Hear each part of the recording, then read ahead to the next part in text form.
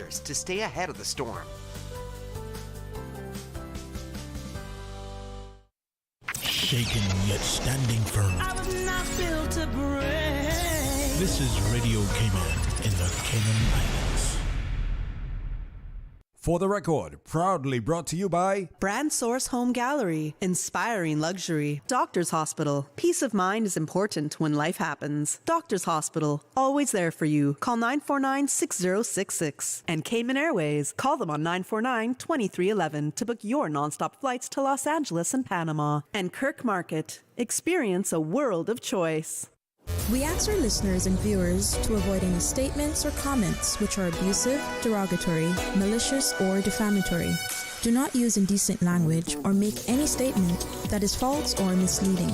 Call 1-800-534-8255, 949-6990, 949-8037, or WhatsApp us on 925-3261. Live from Radio Cayman Studio. This is For the Record with Orrett Connor. Hear from your government officials, independents, and the opposition on issues that matter to you. For the Record. Engage in an open dialogue between residents and lawmakers. With Orrett Connor. Informative, impartial, insightful. This is For the Record. And now, your host, Orrett.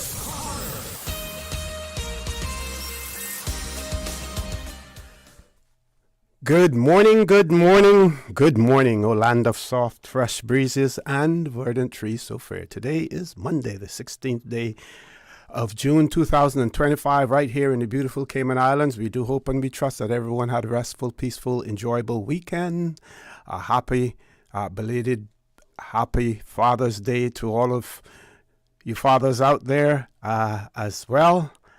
For those of you who are on our roads, whether you're a pedestrian, a cyclist, or if you're operating any type of motorized vehicle, we urge you to please be extremely cautious.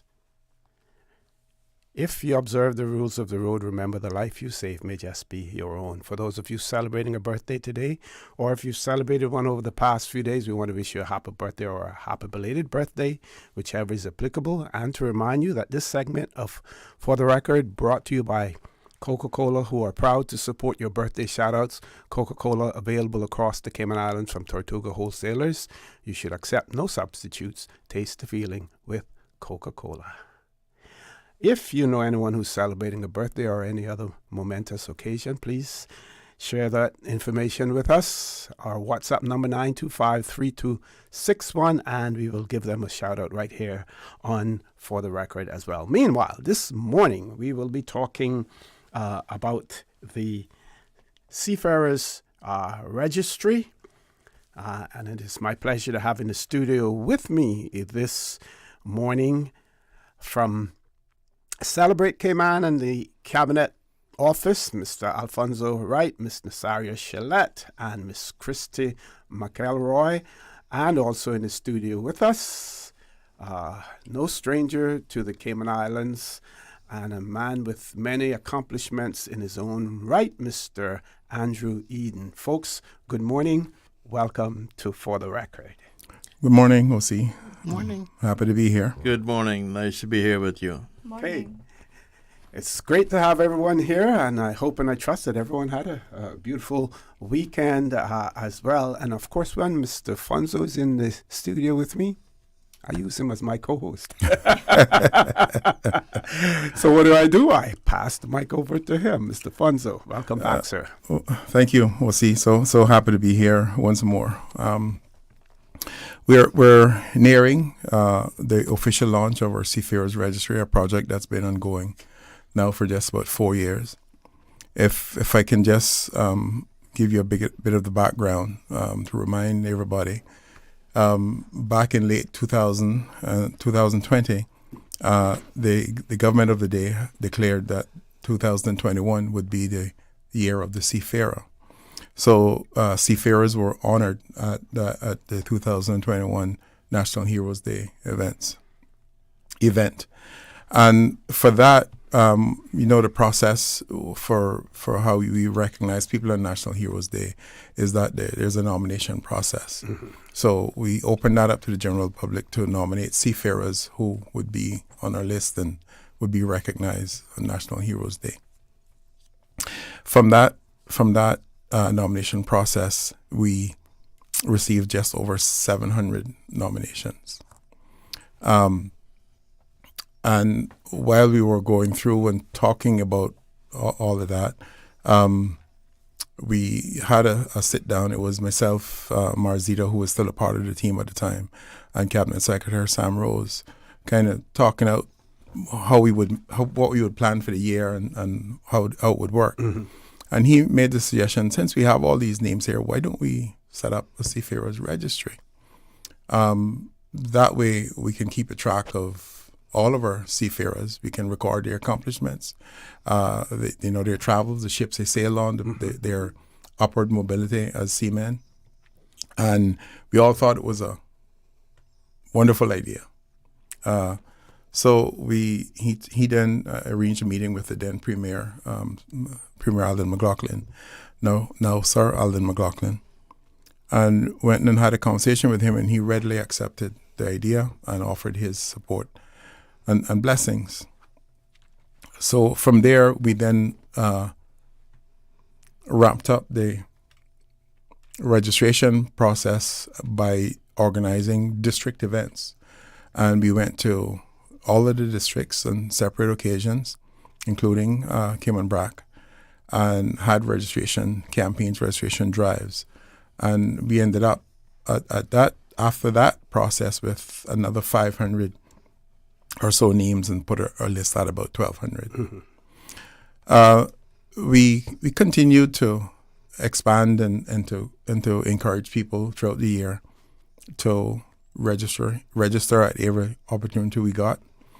And it was at a point, I can't remember the dates now, where Miss Jen Dixon shared with me some information that she had gotten online as she was researching her family's seafaring history. And from that point, the information that she shared with me, that was the catalyst for me. I then tried to connect with the websites and stuff that she had been using based on what I saw on the forms that she sent through to me. She sent through a couple of dozen seafarers with I call them landing cards that had photos of seafarers who would have been out there in the late 50s, early 60s. And this particular lot that she had was those who had gone through a port in Brazil. So from that point, I used that as my starting point to do my own research, and that it expanded from there to where we now have in excess, we almost have 3,500 names of seafarers on the registry. And what we have to understand is that the Seafarers Association, they have their own registry, but that is of people who became members of the Seafarers Association. And a lot of seafarers didn't do that. A lot had passed on before that was even established. And surprisingly, there is still a lot of seafarers who are alive that still have not become members of the Seafarers Association. So we have no way of getting their names unless we know who they are, or other people tell you that you should have this one or check on this one. So that has been we've done that, and I told you where we are right now. And at some point we need to bring it all to a head to where we can unveil this to the public. We've had to redo. We started with another program right around 2021 that didn't quite. The site that we set up was not adequate because we didn't understand how many names and stuff were out there. It needed to be more robust, so we had to start over in 2022 with a new version of the Seafarers website, and this is now working very well for us. We have all the names and stuff in there. This site now allows us to put a seafarer's name, their date of birth. Unfortunately, we record date of death as well. But that one entry helps to identify, the difference between two George Ebankses, for instance, or John Bawden or James Bush, for that matter. So we can record, if they can remember how old they were when they first went out to sea, the first ship they sailed on. It can record what rating they had, whether it was messman or wiper or AB or OS. And it will allow them to record on there how long they sailed on that ship, whether they got promotions while they were on that ship, and the subsequent ships they sailed on. Their schooling, if they went to school to qualify for upward mobility, all those records are there. And so come next week, June 25th, which is the International Day of the Seafarer, we will have at 5:30, 6 o'clock in the afternoon at the historic room at the public library, we will kind of unveil the website to the general public, as to what we've done with it and the names and stuff that are on there. But there's a lot of work that's gone into this, and Celebrate Cayman didn't do everything. We had to rely on a lot of people, many phone calls. We would have to verify, because we just don't put a name on a register without verifying that this person indeed was a seafarer. We've had one or two occasions where names came in, and in calling somebody up and they said, "Oh no, he didn't go to sea," this sort of thing. So we just don't drop names in there as we're some told. due diligence is done. Has to be done, yeah. And that happens with all of us. Nasaria has just recently joined us, so she don't have that much experience in us filling in names and calling up people. But Christy is here with us, and she comes from two seafaring families. Yes. The Millers and the Watlers. and she too has had her level of excitement and helping to check and verify who people are, who they're connected to. And Mr. Andrew Eden is here with me. He's my fellow Lions Club member, but he is also a renowned seafarer who started off very young and has an illustrious career as a seafarer. And I have leaned on him for so much information. At times, I believe he's gotten tired of it. He never say it. Every time we ending a conversation, he'd say, "Anytime, man, you call." But he's been one tremendous support for me. But I want to also congratulate him, because he is, while we have records of the seafaring career of a lot of other seafarers, he is the only seafarer that we have a complete record of his entire seafaring career. From the day he joined, as he joined each ship, his discharge papers as he got off ships, and all of his certificates, which is what we're hoping that a lot more seafarers will be able to do. But unfortunately, a lot of seafarers didn't save a lot of their records and stuff, and their memories sometimes isn't that accurate with times they got on and got off a ship, and sometimes it's even difficult for them to remember what the name of the ship that they were on. But a lot of them do, and we appreciate those who do that. But I just wanted to kind of explain why Andrew is here with us, and to give him thanks for the tremendous amount of support that he has given in building the Seafarers Registry. Excellent. This is a good point for us to take a commercial break. Folks, when we return, the conversation about the Seafarers Registry will continue. That conversation will take place with Mr. Alfonso Wright, Ms. Nasaria Chollette, Mr. Andrew Eden, and Ms. Christy McElroy. Don't change that dial. Please stay tuned. For the record, we'll be back shortly. The Cayman Islands boasts of a long, colorful, and rich history. In tribute to our roots, Radio Cayman, the voice of the Cayman Islands, is pleased to bring you the Historical Vignette Series. Brought to you by Rotary Central. For more than 110 years, Rotary members have used their passion, energy, and intelligence to take action on sustainable projects. The Cayman Islands, He hath founded it upon the seas.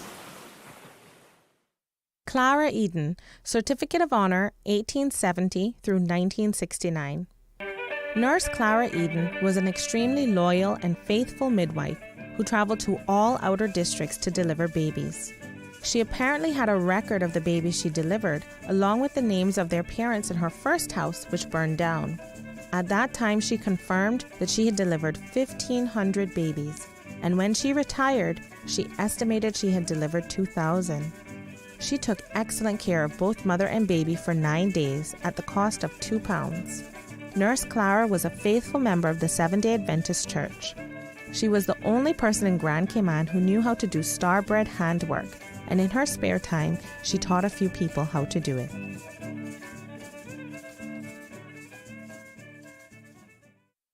Radio Cayman's Historical Vignettes was brought to you by Rotary Central. For more than 110 years, Rotary members have used their passion, energy, and intelligence to take action on sustainable projects.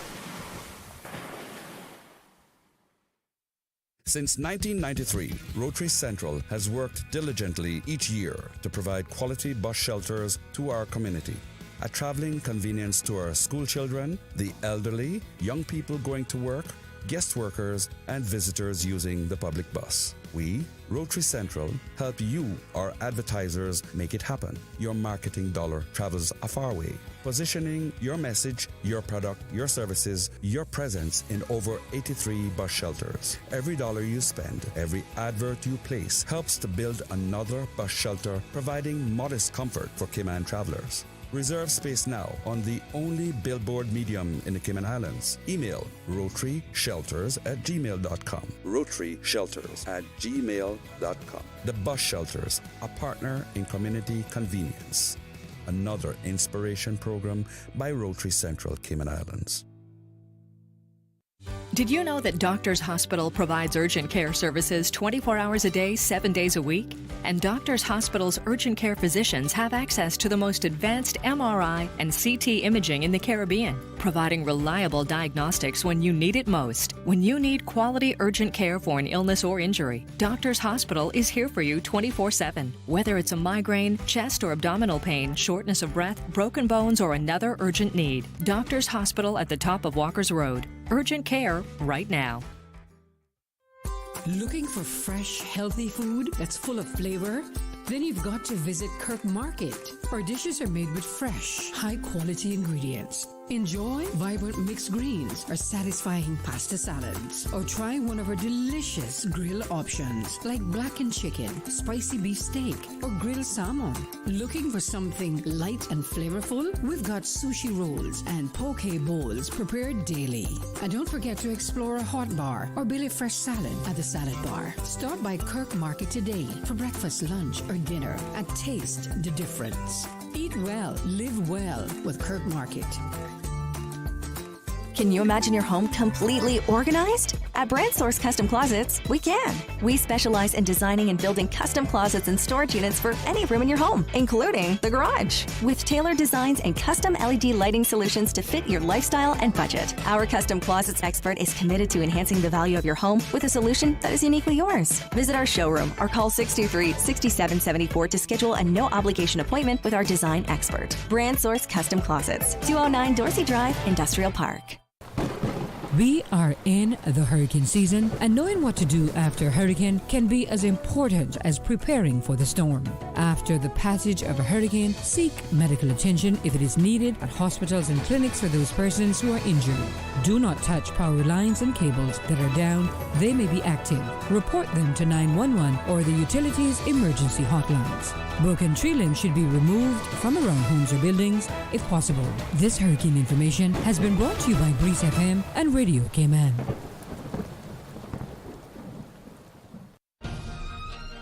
Ready for some real magic this summer? Coca-Cola is giving your family the chance to win a trip to the happiest place on earth, Disney World Orlando. Just buy any 8-pack of Coca-Cola or Sprite products at participating stores island-wide for your chance to make this summer even more magical. Imagine the laughter, the memories, the adventure, all with an ice-cold Coca-Cola in hand. Coca-Cola. Real magic is just a sip away.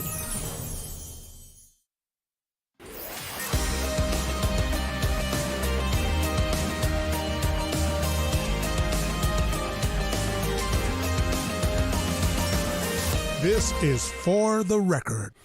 Good morning and welcome back to For the Record. We're talking about the launch of the Seafarers Registry. That conversation taking place with Mr. Alfonso Wright, Ms. Nasaria Chollette, Ms. Christy McElroy, and Mr. Andrew Eden. Before we went to the commercial break, Mr. Alfonso sort of gave us a background in terms of where we came from in this endeavor and where we're at this point in time as well. So we want to have more members of the panel share what they have been doing as well. Mr. Alfonso, who should we hear from that? Yeah, sure. You can start with Christy. She's considered the senior member of the team.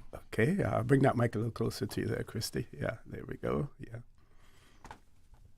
Okay. So our event that's coming up is beginning on, like Alfonso said, the 25th of June, which is International Day of the Seafarers. Mm-hmm. And we will do a cocktail reception and then go right into the function for the evening. We're also asking people to come out on Monday, the holiday Monday, between 10 and 2, and Tuesday between 10 and 4. If you have any personal artifacts that you've collected over the years, like we had someone that said that they had gotten a tea set that was sent through when their father went to sea that they still have, they would like displayed. If you have anything like that you would like to showcase to the public, we're asking that you bring them in during those times so that we can display them on Wednesday for the entirety of the display, which is until the 5th of July. Sure. Thanks, Christy. And Nasaria, if you could speak more then to the rest of the events, what we're doing, the speaker series and stuff that you have organized. Yeah, so we're looking to have a really good time and celebrate these seamen in our rich history, and sea women, I call them, the women who were associated with helping to keep the home while the man was away. And we have a lunchtime speaker series.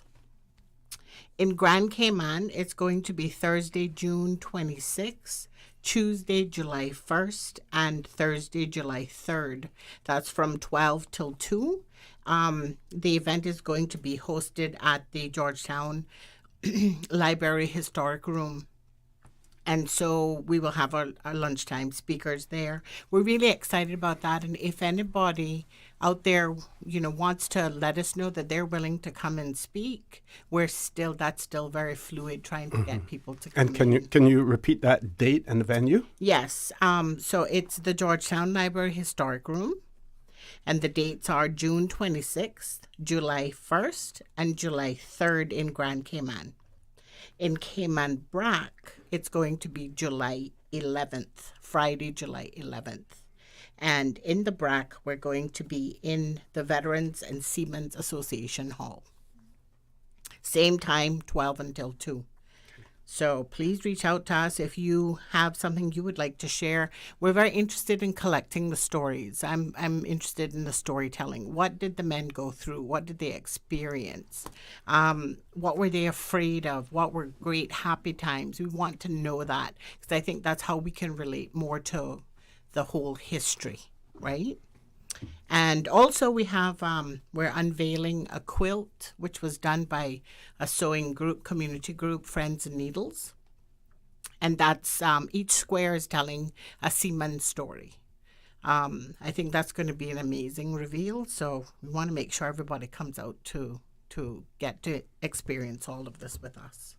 Okay, if I can quickly share something that one of our listeners has written in, and they said, good morning, Mr. Connor and guests. When Mr. Wright was speaking about the register and said that many of the seamen didn't keep accurate records of joining their ships, discharge papers, etc., that brought to mind one of Nasaria Chollette's poems, Lord, I Didn't Know.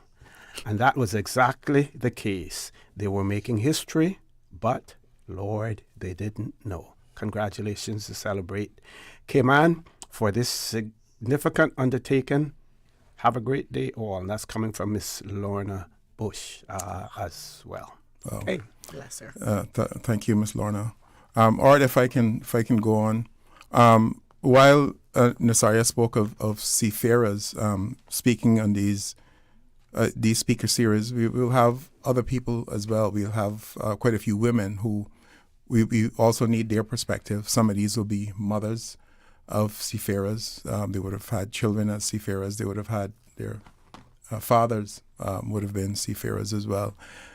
So we hope to have them tell their story from their point of view as well. And a lot of people may not know, but a lot of seafarers of rank, of high ratings, had the option to take their wives on ships with them. And chief mate, chief engineer, captain. Mr. Eden right here was one of those seafarers who had that option. So if you could just go over to him to have his story and how he has helped the registry over the years. Okay, I'm going to have to interrupt him in about 2.5 minutes, but when we return from the news, then we will continue with him as well. Mr. Eden. Good. Yes, it was a pleasure, to serve the Cayman Islands as a seafarer. So many of us put most of our lives out there. Right out of high school, I put in 17 years out there before I returned back to Grand Cayman to go into business back here. And during my time out there, my wife sailed with me for 5 years, from 1973 until 1978, and then again in 1982. And, sometimes she sailed 9-10 months of the year with me out there, because I was sailing as a chief engineer, and that officers had the privilege of having our wives aboard ship with us. Sometimes there was up to 3 or 4 different officers with wives aboard ship at the same time, and it was enlightening and helped to break the monotony of us out there. And back to the Seafarer Registry, we have been trying to help out from the Cayman Islands Seafarers Association, having meetings with Alfonso and all the other members who have been involved over the years. And it has been a pleasure, trying to help out a little bit with the registry, giving them our ideas and improving things that they thought about and all that.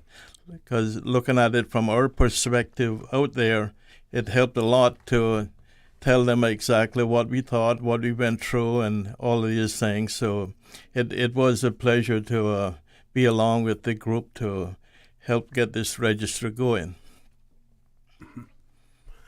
Before we go to news, very quickly, the Seafarers Association as well would have some information in this regard also, right? Yeah, well, they have their membership list. They've shared with us. That's been a very important part of this whole thing.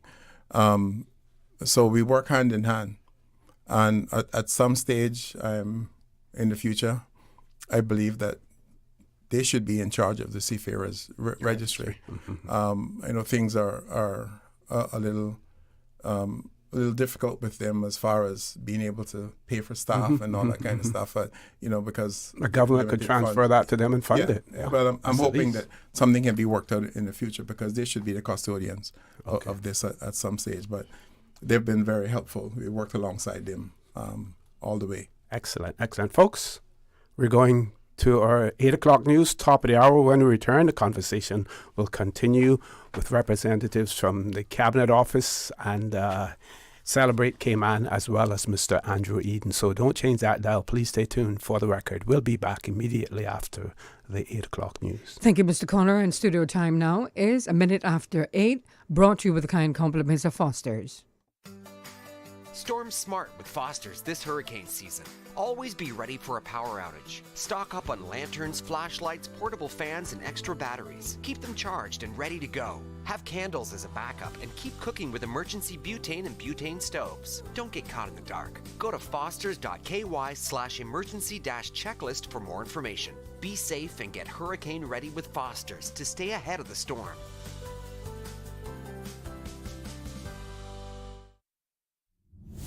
the voice of the Cayman Islands. 89.9 FM in Grand Cayman and 93.9 FM in Cayman Brac and Little Cayman. Silver wings shining in the sunlight. Radio Cayman.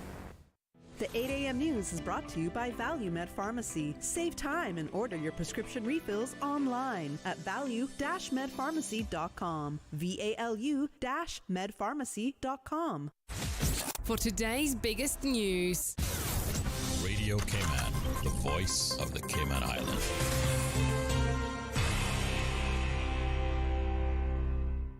With your latest news, I'm Carsley Fuller. The Premier, who is currently traveling in Europe, says he had a productive time at the Financial Action Task Force plenary in Strasbourg, France this past week. Cayman completed its year as a guest member along with Senegal, which the Honourable Audrey Ebanks describes as a, quote, invaluable experience. While traveling, he discussed anti-money laundering matters with colleagues from around the world, including fellow Caribbean countries, the UK, Jersey, Isle of Man, Canada, Singapore, New Zealand, the United States, and the European Union. The Premier was also a panelist for a technical assistance side event. This week, Mr. Ebanks is in London for meetings with UK MPs, including the United Kingdom Minister of State for Europe, North America, and Overseas Territories.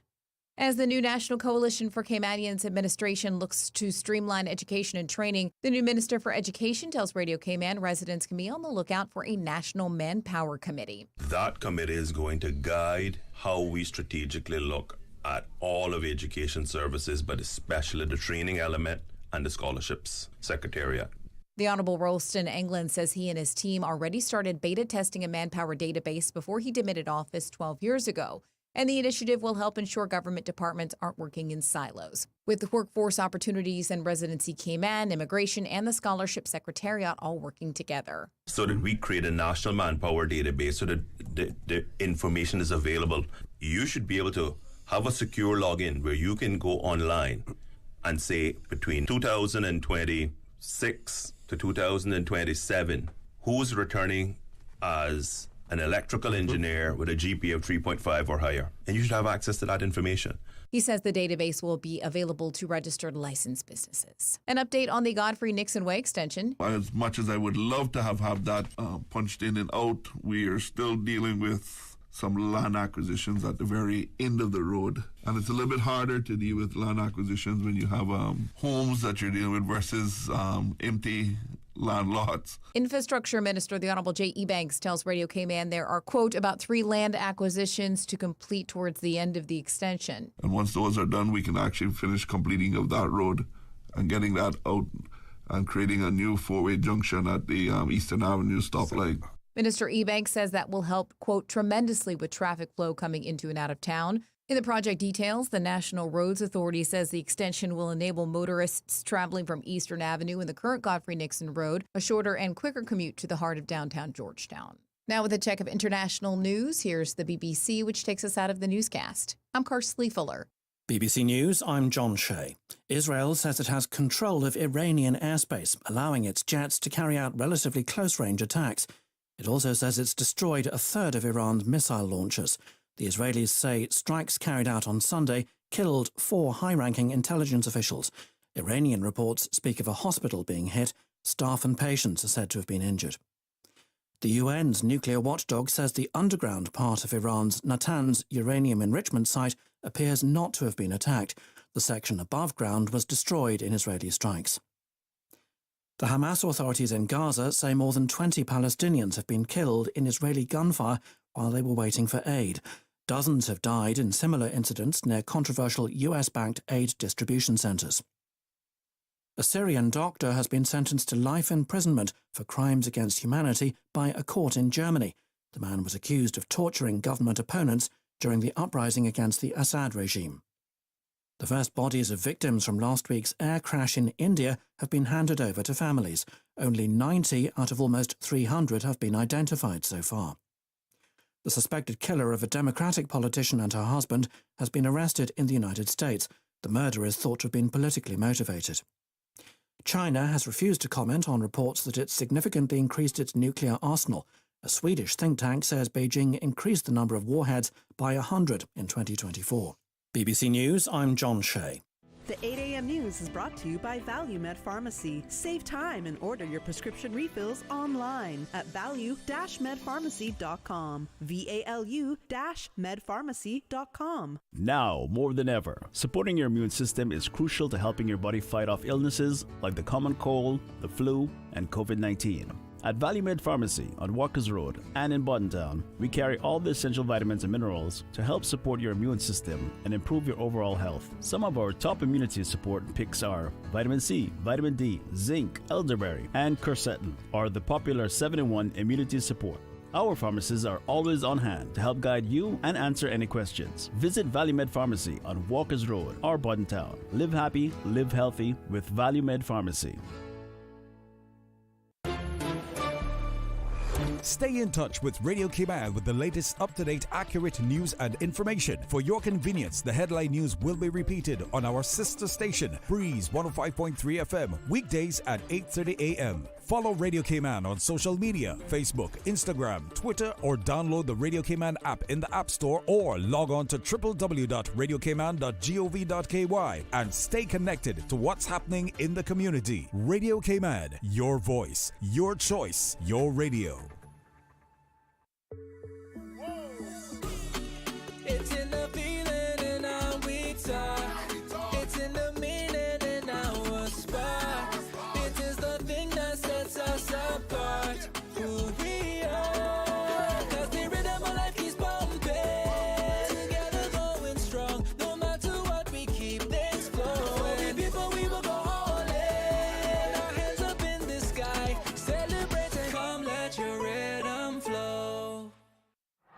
This summer, choose from 10 international destinations for your vacation with Cayman Airways. Explore New York, discover Denver, roam Los Angeles, play in Tampa, shop in Miami, tour Panama, uncover Havana, hike in La Ceiba, jam in Kingston, or relax in Montego Bay. Connecting flights are also available from the sister islands. Cayman Airways offers more international non-stop flights to and from the Cayman Islands than any other airline, and the lowest rates for checked bags. Book today at CaymanAirways.com, download our new mobile app, or call Cayman Airways reservations on 949-2311. Come fly with us and relax with your uniquely Caymanian airline.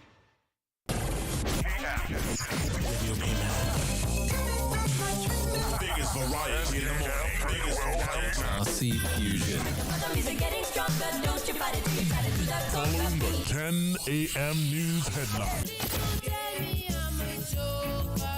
Brought to you by TCE Paint Shop, 27 Godfrey Nixon Way. RC Fusion. And My Kinda Cleaners. Call or WhatsApp 326-3379 for your free quote today. Biggest variety in the morning. Radio Cayman. The 8 a.m. weather update brought to you by CG Britcay, where people come first.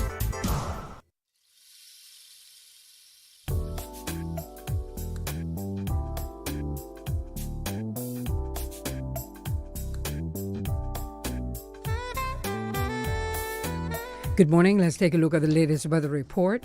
Current temperature is 84 degrees. Relative humidity is 71%.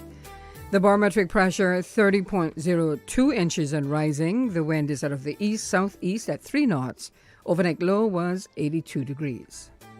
Synopsis indicate moderate winds and seas with lingering dust haze will persist, and a tropical wave is expected to drift near our area, which will bring a slight increased chance for showers and isolated thunder, during the next 24 hours. Radar images show a few showers in and around the Cayman area moving towards the northwest. Now, the forecast for the Cayman Islands for today and tonight is calling for partly cloudy skies becoming cloudy at times with a 30% chance of showers and isolated thunder. Temperatures today will be in the low 90s with a heat index near 102 degrees Fahrenheit and will fall to the low 80s tonight. Your winds will be east to southeast at 10 to 15 knots, and seas will be moderate with wave heights of 3 to 5 feet for today and tonight as well. We're presently at a low tide, and the next high tide will be this afternoon at 1:16, and a low tide again tonight at 7:13. The sun will set this evening at 3 minutes past 7 and will rise tomorrow morning at 5:48. And the outlook is calling for a continued increased chance of showers through tomorrow evening as the tropical wave drifts across the western Caribbean. A small craft advisory is likely to be issued from tomorrow morning. And that's the very latest on your weather report.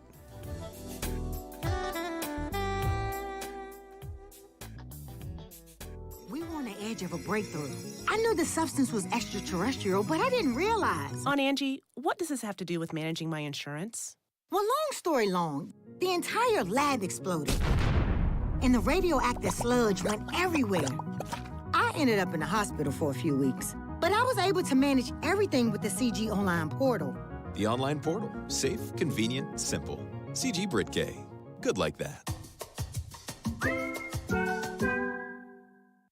The 8 a.m. weather update brought to you by CG Brit-K, where people come first.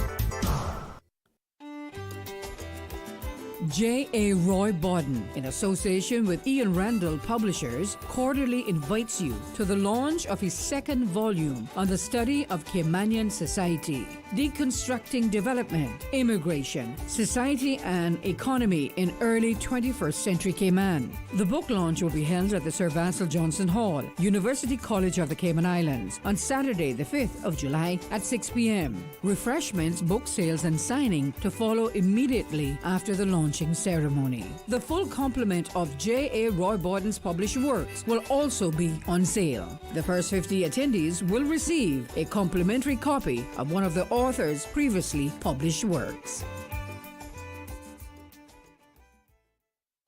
Tune in every Monday through Friday at 12 p.m. for Radio Cayman's Midday Newscast. Radio Cayman, the People's Station, your trusted official source for the latest news. The 12 p.m. news is proudly brought to you by Health City Cayman Islands. World-class healthcare within your reach.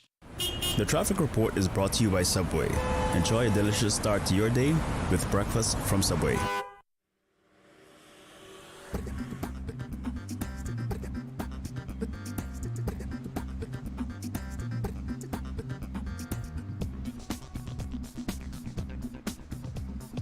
Good morning. Let's take a look at what's happening on the roads. Further up on Shamrock Road and Rex Creighton Boulevard, traffic is flowing moderately. Further down, a different story as traffic is steady on the Linford Pearson Highway. Slow-moving traffic on Crew Road heading to Georgetown. Expect delays and steady traffic coming off of the Linford Pearson Highway on Agnes Way, as well as on the Bobby Thompson Way. Further in downtown Georgetown, Edward Street flowing nicely. Owen Roberts Drive, moderate flow of traffic. As we look to the West Bay Road in front of the Ritz, traffic is steady, heading towards Georgetown area and heading to the West Bay area, moderate flow of traffic. Coming from the West Bay four-way stop, flowing at a moderate pace. Godfrey Nixon Way and Eastern Avenue, traffic is flowing pretty good in both directions. Now, if you see any accidents, let us know by calling us at 949-6990. Owen Roberts Drive, no issues there as traffic flowing light to moderate. Huldah Avenue, steady traffic. Join us again at about 10 minutes past 12. We'll give you another look at traffic. Remember, click it or ticket. Hungry?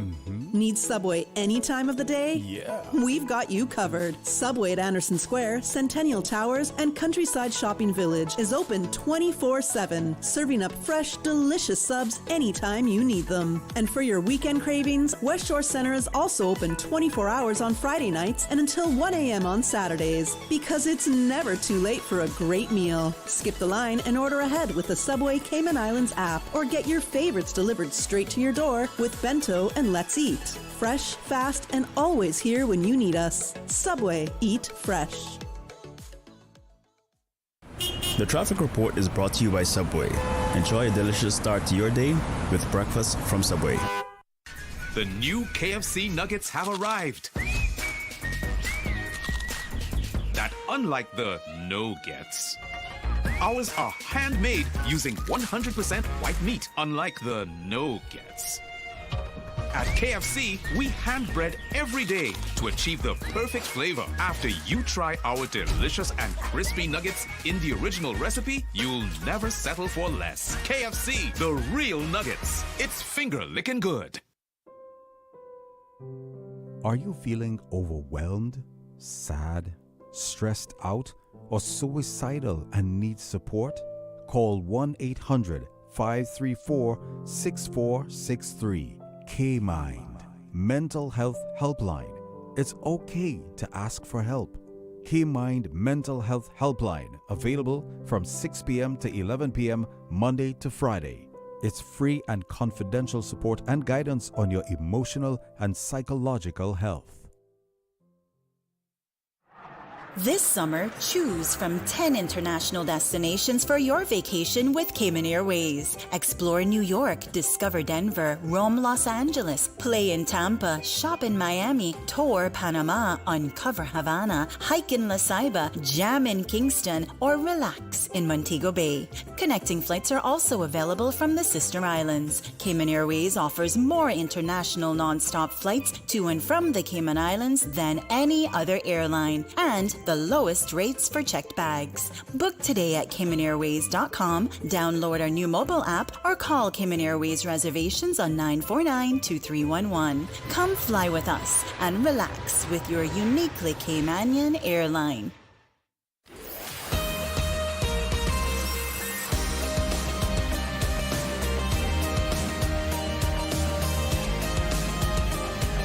For the Record with Orrett Connor. Good morning and welcome back to For the Record. We're talking about the launch of the Seafarers Registry. Oh, before we go there, we want to give a big birthday shout out to Miss Susan Watler, who's celebrating her birthday today. And of course, birthday greetings are coming from the entire family, and most notably, Miss Christy McElroy. Happy birthday to Miss Susan Watler today. So we're talking about the Seafarers Registry. That conversation is taking place with Mr. Alfonso Wright, Miss Nasaria Chollette, Mr. Andrew Eden, and Miss Christy McElroy. Mr. Alfonso, you're right. So to you. Nasaria and Christy can fill us in on the other happenings. Mm-hmm. Around the launch on Wednesday the 25th, and also the trip to the BRAC, because we're doing something similar in the BRAC starting on the 10th of July as well. So I'll leave that to Christy and Nasaria to speak to. After that, I'm going to ask for Mr. Andrew if he could tell us a little bit about his seafaring career, because I think he was one of the youngest qualified chief engineers in the region. Mm-hmm. Okay. So for Grand Cayman, the launch is going to be June 25th at the Georgetown Library Historic Room. And we will have displays up between that date and July 5th. So we're inviting everybody to come in so that they can take their time and look through all the poster boards we have with the information about the seamen and the ships they went on and the manifest, those types of things. And then in Cayman BRAC, we'll be launching on July 10th, and the displays will be up until, Christy, just remind me, the 12th, right? July 12th. And so we want everybody in the BRAC to come out too and be able to have a look at that. But we also want to invite people to come out and register, check to see if their loved ones are registered as seamen. And if we have information incorrect also, for us to update that information, or if they have something to add to the registry, this is a time to do that, both in Grand Cayman and Cayman BRAC. Before Mr. Andrew speaks, I know a lot of families are under the misconception that Seafaring Association should have all this information on Caymanian seamen. They can't have it unless somebody gave it to them. It's not automatic. If they didn't have a bunch of records up there, they can just go and fill in all this stuff. That's not the case at all. Families or seafarers have to give the information either to us for the registry or to the Seafarers Association. There's no such thing as automatic registration because somebody went to sea 30, 45 years ago. Okay. Now, those families that do have documentation, would you encourage them to take photographs, images of that, and share them? They can do that, or they can bring them to us. We'll copy them and give them back to them. Andrew gave me all of his records, and they're loaded on his profile on the Seafarers website. You can go there and see every ship that Andrew went on, all the positions, his licenses, his certificates, it can all go up there. Discharge cards and all of that. Yeah, they're all there. And I'd like to say that a scan is always better than a photo because you get more clear information. So if you bring it in, then we'll scan it. Yeah. So Andrew, if you can speak to us a little bit about how old you were when you started, what you did, how you got to where you got. Yeah, well, actually, I started out in 1966. The company sent to Miss Gwen, upon Caribbean agencies, request for a number of seamen to take over a ship from the Spaniards, the DMRs, and 17 of us left here, and from here to Jamaica to New York, and we visited the head office in New York. Well, spending a couple of days with our lovely lady from the BRAC who had a guest house in Brooklyn, New York. And from there we took a bus to the Portland, Maine to join the ship. And what airline did you leave Cayman on? Cayman BRAC Airways. It was a little plane that could carry 8 passengers, but 9 of us went on the first flight because one sit in the co-pilot seat. There was only one pilot. And, I was scared to death after you flying for a while. The pilot, he sat back and take out a magazine and started reading. My first time on the plane, hey, I thought another plane might run into us or something. Scared me to death. They had to make 2 trips to carry all of us that Saturday morning to Montego Bay. And, I started out as a messman. That's a guy who serves the meals and fix up the beds and all that for the officers. And I was 6 months as a messman, and got a promotion to wiper because I love the engine room. I used to be down there every day checking things out and learning what I could.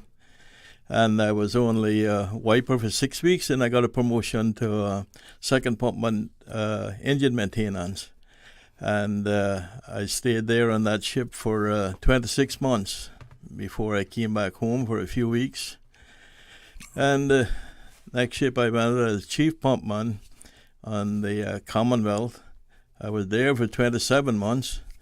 And actually during that time I sat 2 of my engineering license. So on my second ship I went all the way from chief pumpman to second engineer.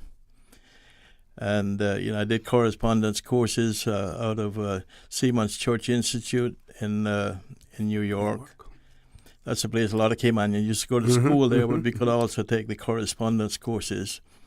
And then when you did the exam, you actually had to go on shore to do the exam? Yes, certainly. My third engineering exam, actually I took that in Newport News, Virginia, while we were there on dry dock, because it took 2 or 3 days to do the whole exam. Everything was essay type back then. There was no multiple choice, And then my second exam, I took in San Juan, Puerto Rico. I got off the ship because we were running from Venezuela to Puerto Rico every 3 days back in Puerto Rico. Those are like trips they couldn't save any money on, huh? After 27 months, I said, it's time to save something. So decided to move on. And after that, I was on the large super tankers, the 330,000 ton super tanker running the Persian Gulf to Bantry Bay, Ireland, and put that in for a few years. And after my third ship, then I got my first engineer's license. I sat the exam for that in Houston. These were all exams are all done by the U.S. Coast Guard. They were the one that did the exam, which is the same exam as for the U.S. license, only maybe a few questions less or something. And being on our ships are all Liberian registered. We got a Liberian license. And then after another ship, then I got my chief engineer license. I sat that exam in Houston also when I got off a ship. And how old were you? At the age of 25, I was chief engineer. Wow. And usually take a lot longer than that, but I did it from start to chief engineer in 8 years. Wow. So once I went out there, I decided, hey, I'm going to make the best of it, and I didn't waste any time. I got studying as soon as I got on the ship, and really worked my way up the best I could, and I'm thankful that I did. And how much of a part did the practical experience, because there you are working, as an engineer or working in that environment, so you get the practical part. How much did that help in terms of the written portion, of exams? It's enormous value, you go out there 5 years on the ship, you learn more than you do 100 years at home. There's so many things that we go through. And, I see some countries you had engineers come aboard ship that just went to school and then come out there and, they got aboard the ship. They weren't aware in the war they were, We that work our way up through the ranks and ratings, hey, it was invaluable, the amount of experience that we gain out there. And, out of my 17 years at sea, my whole time at home add up to maybe about a year, Usually I come home for a few weeks and back out there again. Yeah, once you get that sea water in your blood, that's it. Yeah, I always said if shipping didn't go sour as it did in the late 70s or early 80s, I probably would never have given it up. I found it very difficult to come back home here and work, because the discipline we have at sea, and you see the discipline at home, oh my goodness, it's unbelievable. The work ethics, out there, everything is run by the book, and everyone had to be exactly on time and, do exactly what you had to do. What caused shipping to sour in the 70s? Well, a number of things. The oil crisis was one of them, which, back then it was no oil crisis. It was a setup to push up the prices of oil, We were out there on those ships, instead of running full speed, we were running quarter the speed we should have been running, The trip would take you a month, sometimes 2.5 months. It was, I don't know why, but, it was one way of pushing up things to, the price went up from, you were buying a barrel oil for about $2.50 and went up to $16, and then, it's been escalating ever since. But there was no such a thing with the oil crisis. The super tankers were laid all over this world, just waiting till the price go up, and then, hey, they rush you in port. Yeah. This just reminds me as well, storytelling, that we're also going to have an opportunity for anyone who has a story to tell to record that. So here and in the BRAC, if you have a story to tell, whether it was passed down or your own experience, there will be a camera there and you can actually come in and record your story. Okay, so let's remind our listening and our viewing audience about the significant dates and events taking place before we close off. So our launch is the 25th of June. Cocktail is between 5:30 and 6. Our official event will begin at 6 p.m., 6:30. Thereabouts. And then we will end that evening, pick up on Thursday with the speaker series, and Tuesday the 1st of July and Thursday the 3rd of July for the speaker series. But you're welcome to come in during business hours to view the display. Okay. Yeah, that's the display should be up from like 10 in the morning till about 3 in the afternoon. It's where the library is. It's in walking distance of all the businesses and stuff around town. So we know that there's always a parking problem in Georgetown. So we do our best and hope that people will find a way. And that's on the 25th. The 25th for Grand Cayman through to July 5th. And then every working day. Yeah, every working day. And then in the BRAC from the 10th to the 12th. Okay, sounds good. Well, we look forward to having you all on more of our shows to remind people, tell us what's going on, as well. We need to probably arrange another booking, for you all to come on. Yeah, well, we hope to talk to you, Orrett, because I think in some of the speaker series, I believe we'd like to invite you to participate in some form or fashion, maybe as a moderator. Okay. To help us through that. More than happy to. Yeah. In closing, I also want to say that we were also very fortunate to have been given access to the records Miss Gwen had. I know you mentioned that maybe the Pantons had some records. Well, Miss Gwen kept records in what we know as exercise books in her own handwriting. And we were given access to those by her family through the National Archives. Okay. And they were also a great help for us to pump in the names, but all those records came with was a name. And she had a way of recording that said that whether it was a first time out or a season, or somebody with experience, and that is about as much as we can decipher out of those records. But it's been a great help because we could get all the names in the registry, and incidentally, we found a lot of names that we don't recognize, because I think people came here from other places to ship out as well. And I guess she was obligated to write the names down in any case, because we have quite a few. I'm going to say Jamaicans who came here to ship out, who stayed and lived here and are still here, that went to sea. So yeah, that list was invaluable to us, very valuable to us, I should say. Okay, use folks. the word the wrong way. That's okay. Do we have time for me to do a bit of the poem, or? Sure. Okay. Let's do that. Lord, I didn't know. When I was heading out to sea in weathered boats and starry sky navigating, when I was riding waves and facing storms and raising mass and missing home, when I was busy living, I didn't know I was making history. Lord, I didn't know. When I was raising up 4-day morning and sharing rations, when I was battening down and bailing decks and aye, sir, and chief and captain, when I was busy living, I didn't know I was making history. Lord, I didn't know. But now that I am older, wiser, grey, I want you to know all your dreaming, hoping, yearning stems from my journeys, and I am the father of your boating, flying, moving, transplanting, coming, going, traveling feet. I didn't know I was making history. Lord, I didn't know. Wow, beautiful, beautiful. Folks,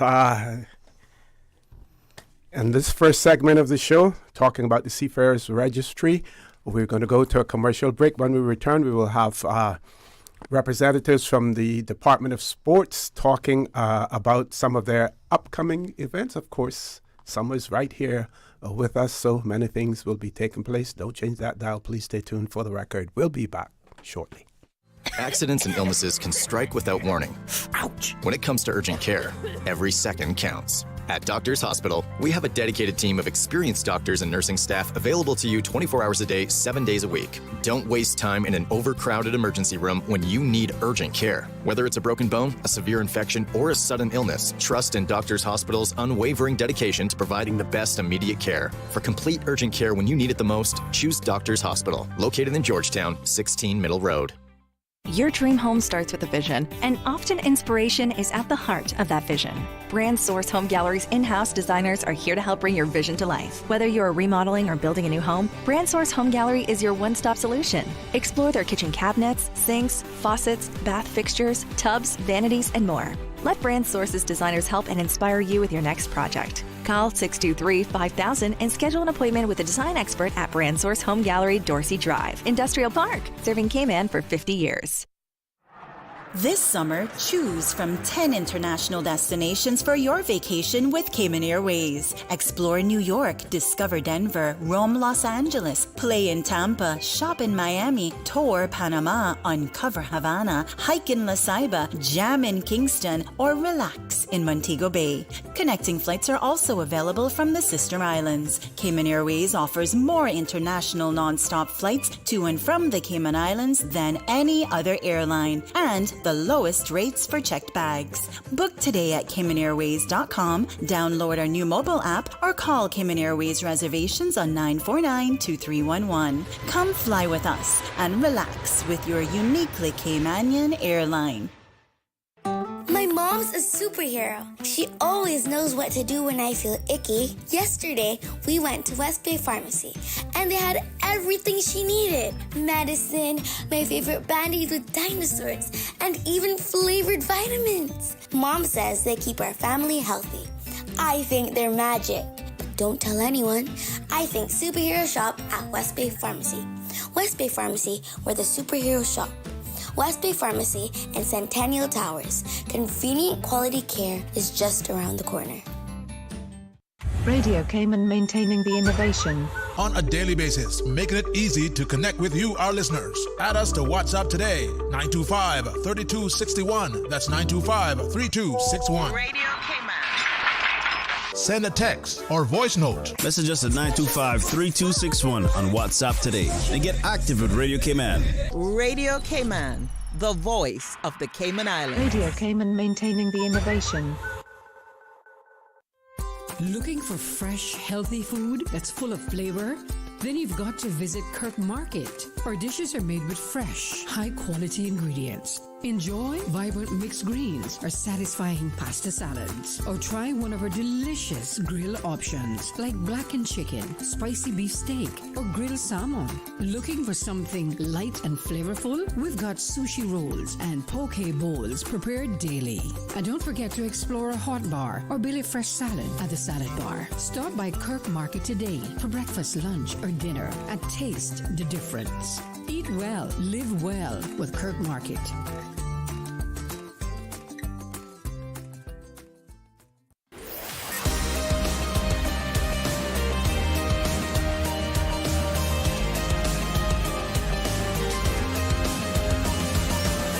This is For the Record.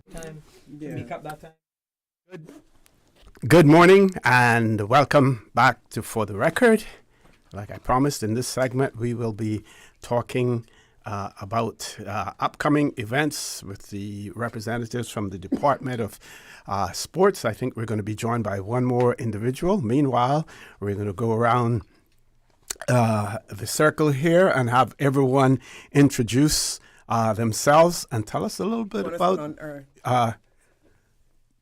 Give us, you can if you want.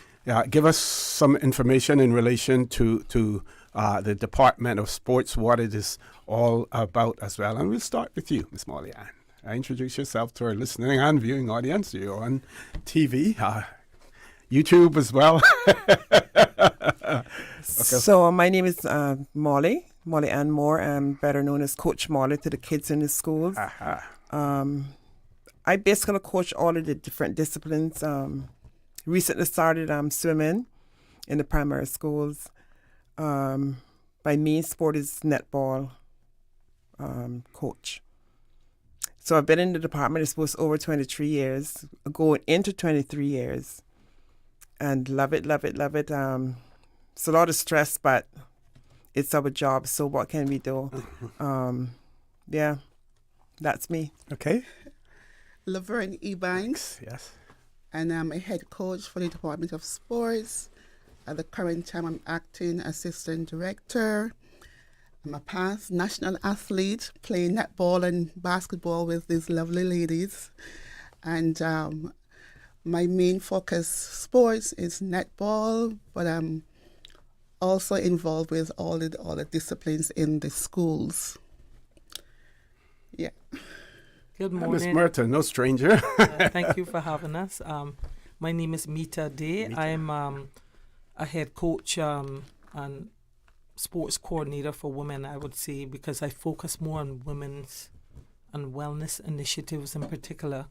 In the past few years, I've been focusing more on fitness for seniors, but starting as young as probably 35 for women.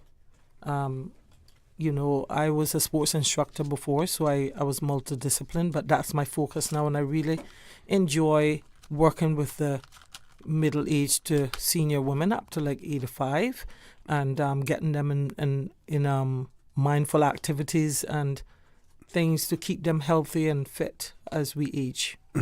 And what have you found in terms of people's reception to these initiatives that it has been overwhelmingly positive.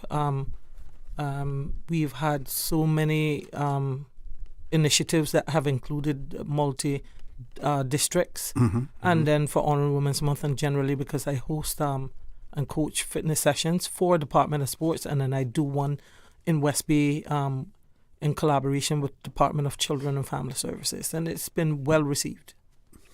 Okay, so let's talk about some of the upcoming events that will be taking place, as well. Mike is yours. Who wants to kick it off? Okay, so Summer Camp 2025. Okay. GOS will be holding several disciplines, which is actually free of cost to our children in the Cayman Islands. And we are the actually only camp that is actually free. So we normally try to reach, various students and athletes of different, background, because some parents, have it very difficult with financial. So we try our best, our ministry try our best to include sports for all. So our upcoming camp for this year, we have netball, we have track and field, we have junior lifeguard. Boxing is coming on for the first time, even though they're a private entity, but we're trying to advertise it for them. We have football in the different districts, cricket, and Fitness for More is actually organized by Miss Day. And basketball and as I said, football in different districts, which is Bontown, Georgetown, West Bay, North Side, and East End. Do we have specific dates that we can share with our audience in terms of, especially the districts, so that people will know to be prepared for those? So we have our flyers that will be coming out today. Okay. Online. So for the first time, we have online registration, which will be launching today. So Molly, you could tell about your... So I'm one of the coaches for netball, and that is July 8th to the 11th of this next month. And the coaches so far is myself, Coach Irvin. Mita, are you going to work? Yes. And Miss Day will be at that camp as well, and Miss Laverne will be at that camp as well. And the start time for those camps is 8 o'clock until 12. So parents, bring your kids out to the netball camp, and it's very interesting. It's a very interesting camp where they're going to learn all sorts of different things, not just netball, but other fun things as well. All the coaches there know what they're doing, so your kids will be in good hands. The venue? And the venue will be at the UCCI. That's the university right across from the sports complex, Truman Bond Sports Complex. University College of Cayman Islands. And I also think that we have, you can register online. And as Ms. Laverne said, this will be launched today. So persons will be able to see where they can register online, which will be Instagram, Facebook, and contact us at 949-7082 if you want more information on these camps. Okay, and additional information would be like, what they should bring along, with them, information. What about lunch, breaks and stuff? What's provided during the course of it? Like you said, that information will be up on the website, but for those persons who are listening and watching this morning as well? So for each of the camps, water and Gatorade will be provided, and we do have snacks for all of the camps, fruits. Which is healthy. Not a mangoes now that you can share. All right. So definitely we'll have our snacks there for our kids. And on Friday we do provide pizza on the final day. And the final day we do lots of fun stuff, lots of games, competition among the kids. So which is really coaches against athletes. And we do coaches against athletes. So the coaches win. Okay, we've been joined by another member of your team. We're going to ask him to introduce himself to our listening and viewing audience as well. Good morning. Welcome to For the Record. Good morning. My name is Redveer Ebanks. I am head coach. My focus is basketball.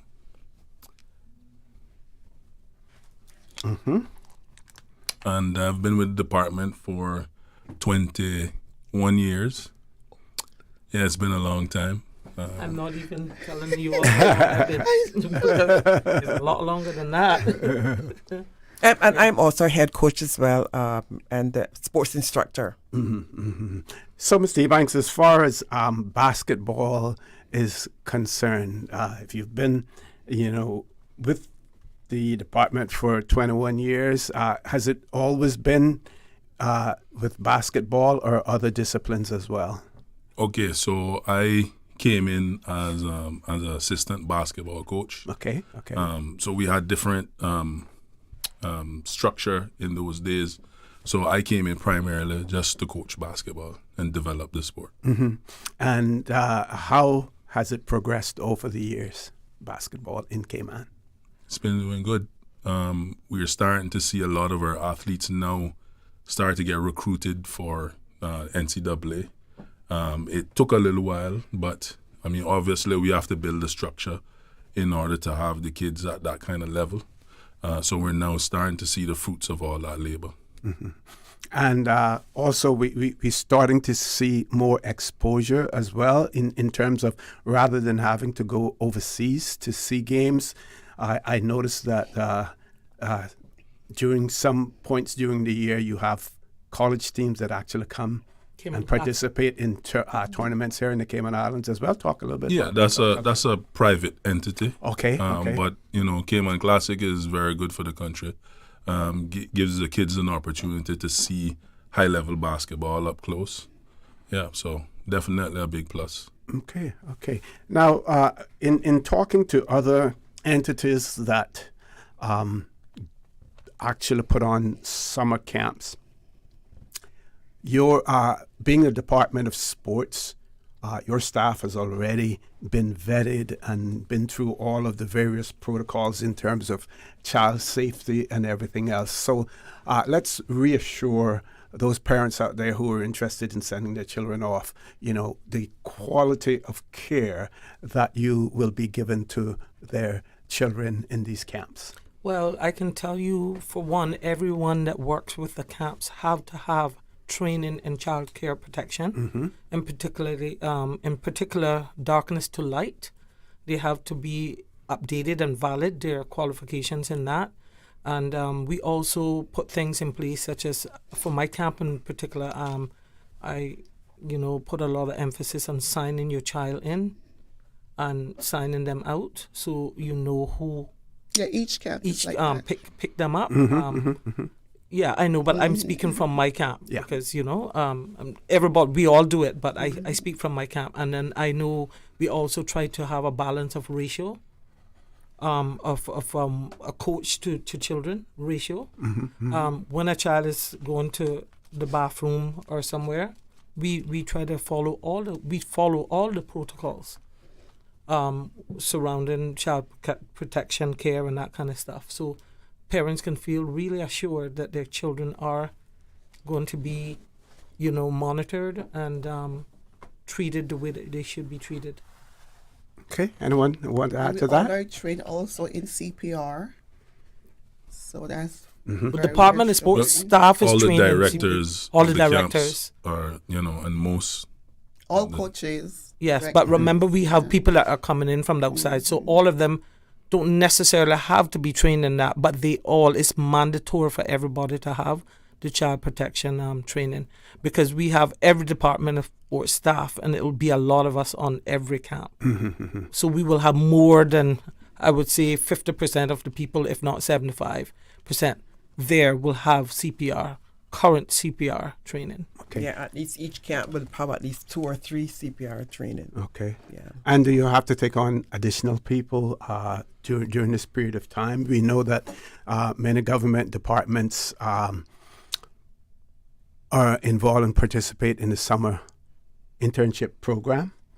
If there are any students out there who are into sports medicine, physical ed, whatever, who are doing in college studying that, yes, do they definitely. get an opportunity to assist you? Definitely. Each department, ministry unit has interns, but then also aside from that, oftentimes the football coaches or the basketball coaches might utilize like outstanding students who are in their program, because that then hones their leadership skills and their and they get to work with the younger ones.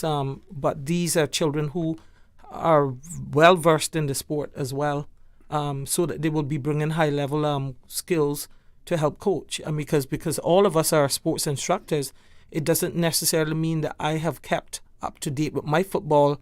So we feel it's only fair that the child gets like the latest, skills that can be imparted, from people who are practicing it daily.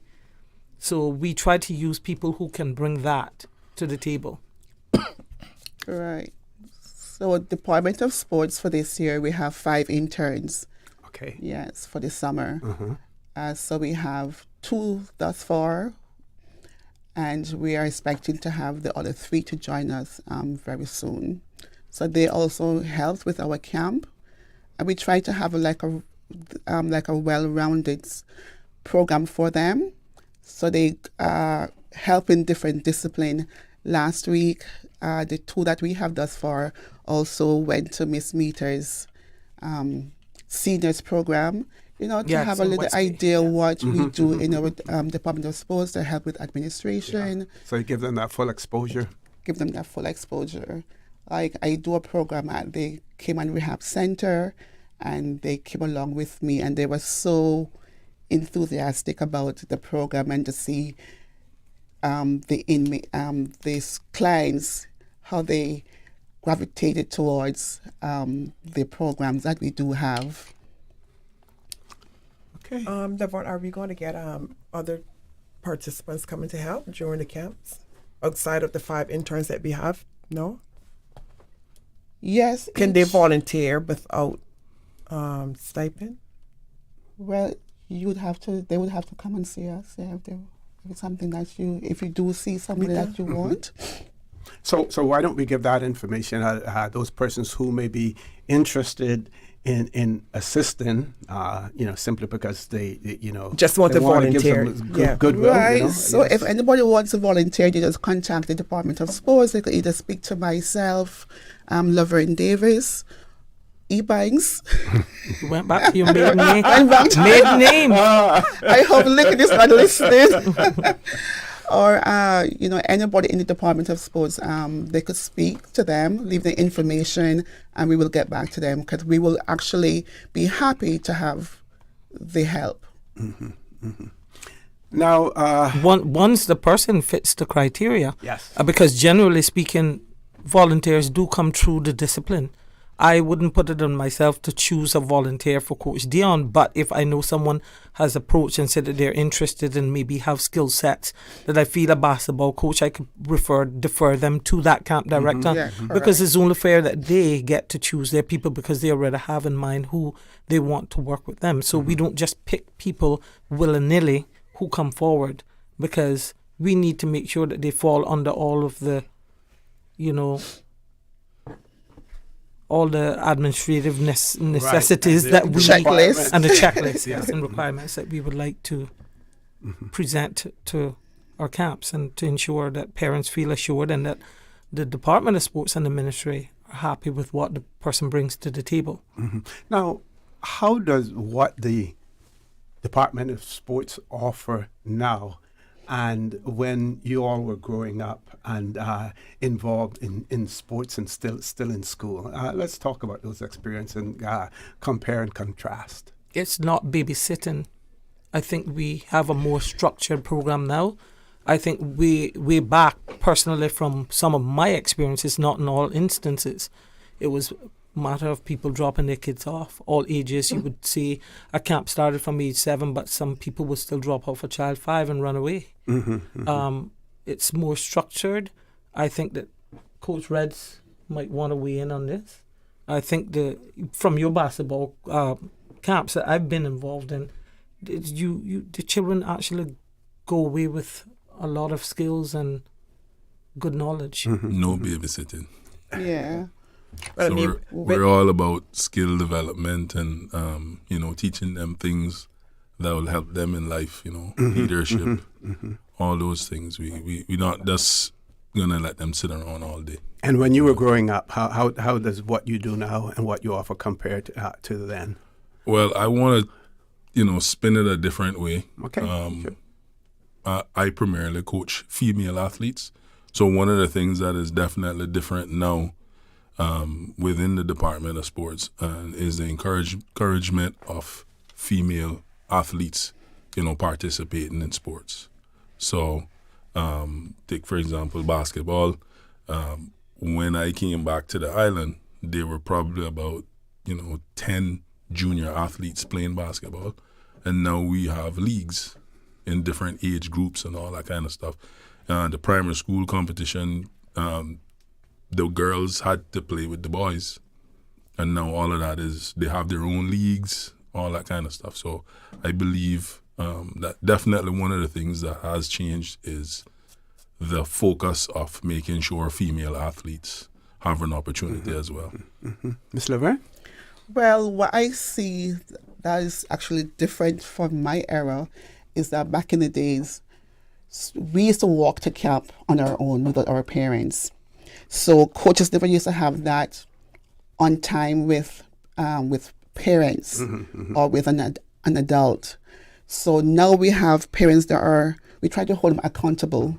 So when they do come to our camps, they have to register, and we have to have that face-to-face contact with parents, that in case of any emergency, we do know who to call, where parents live. We have their contact numbers. So that is a highlight. Okay, Ms. Morlan. I can't say that I went to camps when I would go to school. We didn't have any camps at that point in time. Offered like that, yeah. Yeah, wasn't offered. The only thing that I can say is that when I started playing netball, traveling, when Miss Jean Pear was here, she's now passed. We would do little small camps before we travel, and then she was a sticker for making sure that when you sit by the table, your elbows weren't on the table, stuff like that. So that's etiquette, yes. But apart from that, things have changed completely from now. Camps are totally different. We are more mature, and we know a lot of different stuff that we were taught when we were younger. So we can teach that to the kids now that's coming up. I mean, for instance, my daughter, Mita's daughter, we know how to teach them how to sit at the table, how to speak to people, public speaking, all that sort of stuff. And that's so important. Public speaking is so important for our young people nowadays. That's something I offer in my camp. Yeah. You get up in front of everyone else and you can be able to speak and feel comfortable speaking to that person. You're not nervous, So those are little things now that is new to all of the kids now that's growing up. So it's not just physical activity we do. We try to develop students in a well-rounded individual. It's a holistic approach, yes. Right, so it's a holistic approach. My camp is a fitness and more camp. And in my camp, some of the things that we do, they have to, first they do the camp rules, and then they have to practice gratitude. They have to sing the national song. One of the topics that we focus on every year is heritage and culture. So they're always doing something to do with that.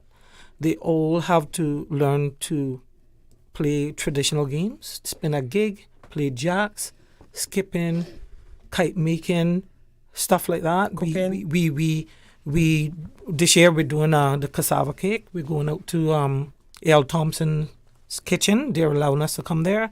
In the past, we have gone to Grand Ole House and they have done etiquette, where they have to sit and they're actually served. And we also have people come in to speak to them. Shanda Gallego came in. We had Jevi come in. Dion came in at one point for communication. They learned to make the Caymanian rug. We go to the National Gallery. It's a wide variety of things that we feel will help to develop the child holistically and give them a broad idea of what life entails as they grow up, and mindful activities as well we do. And then we do the fitness and games, which is a breakdown of basketball, netball and stuff and skills, but not the full sport. Okay, folks, we've reached that time, top of the hour. When we return, there's a saying that it is not whether or not you win or lose, but how you play the game. And I want to talk about that, because this last piece of the conversation centered around developing not only the sporting skills, but the human and personal skills as well. Folks, please stay tuned for the record. We'll be back immediately after headline news. From Radio Cayman's newsroom, this is Headlines. Local, regional, international news. The Headline News is brought to you by Kirk Market and Health Services Authority. It's World Turtle Day, and as part of local observations, you're invited to join the Cayman Turtle Center at Governor's Beach today at 10 a.m. for a special turtle release. While there, you can learn more about the center's conservation efforts. Israel says it has, quote, full aerial operational control over the Iranian capital Tehran 4 days after launching strikes on the country. Israel says its Air Force carried out a wave of strikes overnight. Iran's foreign ministry accuses Israel of hitting a hospital in western Iran. Iranian missiles again penetrated Israel's Iron Dome defense system overnight. The number killed in Israel since Friday has risen to 24. Iran's health ministry reports that at least 244 people have been killed in Israeli attacks since Friday. BBC journalists are unable to report from inside Iran due to restrictions by the country's government. And a 57-year-old has been arrested in the U.S. state of Minnesota on suspicion of killing a Democratic state lawmaker and her husband. The arrest Sunday night was the culmination of a huge two-day manhunt following the deaths of Melissa Hortman, a Minnesota Democrat, and her husband, Mark. Governor Tim Walz called it a, quote, politically motivated assassination. Those are your headlines. I'm Karsley Fuller. More news available at www.radiocayman.gov.ky. Check out our social media pages: Facebook, YouTube, X, formerly Twitter, Radio Cayman Headline News.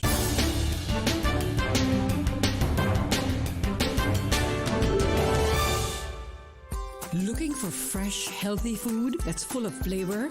Then you've got to visit Kirk Market. Our dishes are made with fresh, high-quality ingredients. Enjoy vibrant mixed greens or satisfying pasta salads. Or try one of our delicious grill options like blackened chicken, spicy beef steak, or grilled salmon. Looking for something light and flavorful? We've got sushi rolls and poke bowls prepared daily. And don't forget to explore a hot bar or Billy Fresh salad at the salad bar. Stop by Kirk Market today for breakfast, lunch, or dinner and taste the difference. Eat well, live well with Kirk Market. The Health Services Authority would like to thank you, the Cayman community, for voting us the Best of Cayman Islands 2024 in 13 medical categories. As the largest and longest healthcare provider in the Cayman Islands, we have been caring for you for many generations, helping the people of our islands live longer, healthier, and happier lives. At HSA, we are committed to caring for you. For more information, visit hsa.ky or call 949-8600.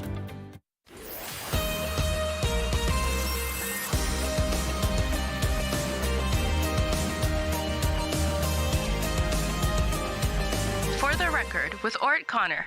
Good morning and welcome back to For the Record. We're talking about the upcoming events as far as the Department of Sports is concerned. That conversation is summer camps, right? That conversation is taking place with Miss Molly Ann Moore, Miss Laverne,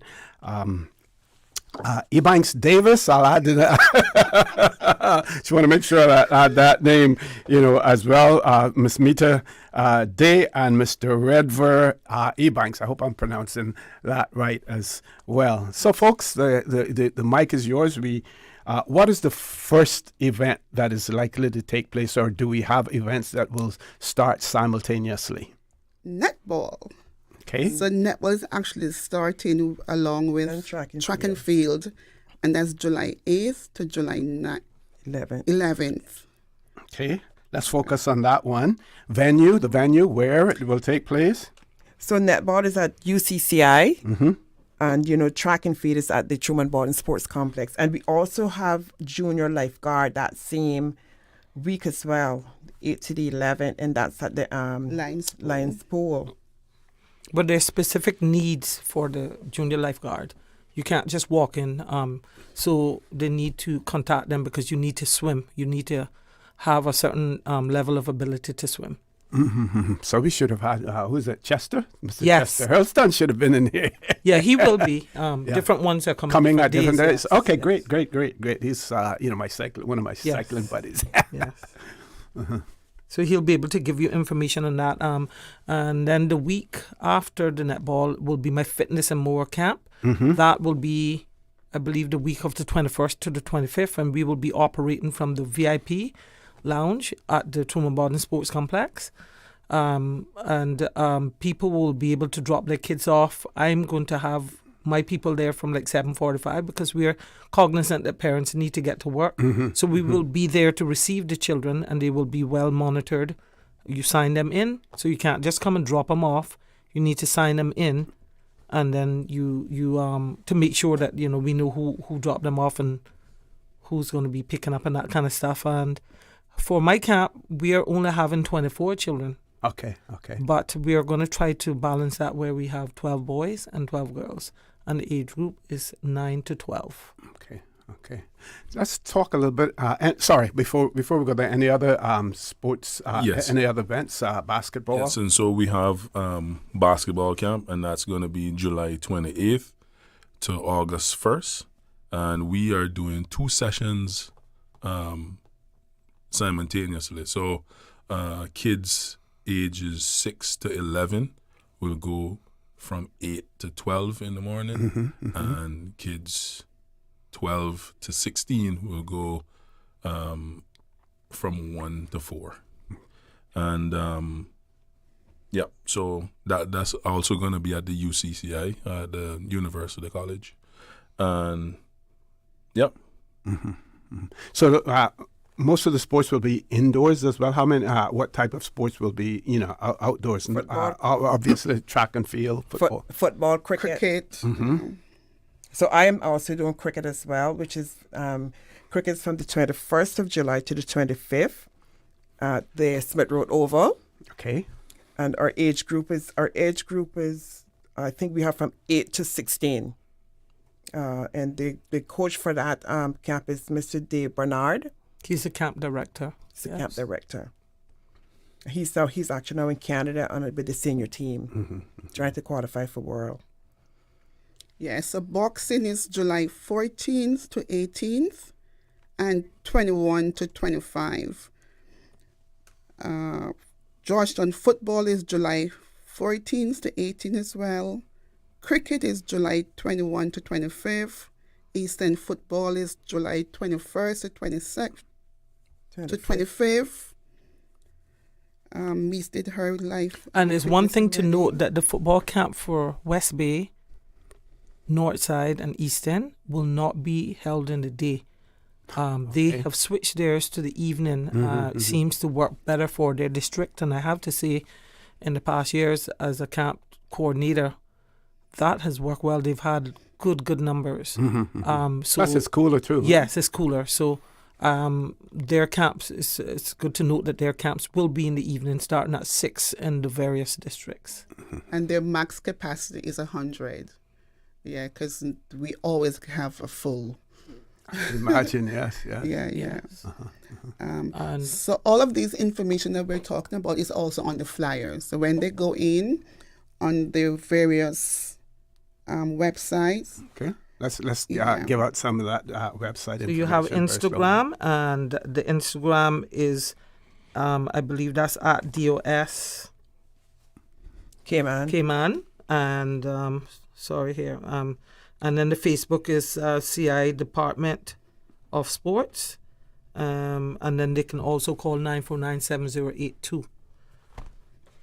I believe these will also be loaded onto the website, which is www.departmentofsports.ky as of today. But they are definitely already posted on all the other social media pages I just listed. And let's remind our audience that all of these events free of cost. They're all no free charge, of cost. But they need to register because there are limited numbers for yes, the capacities to the various camps differs depending on which sport it is.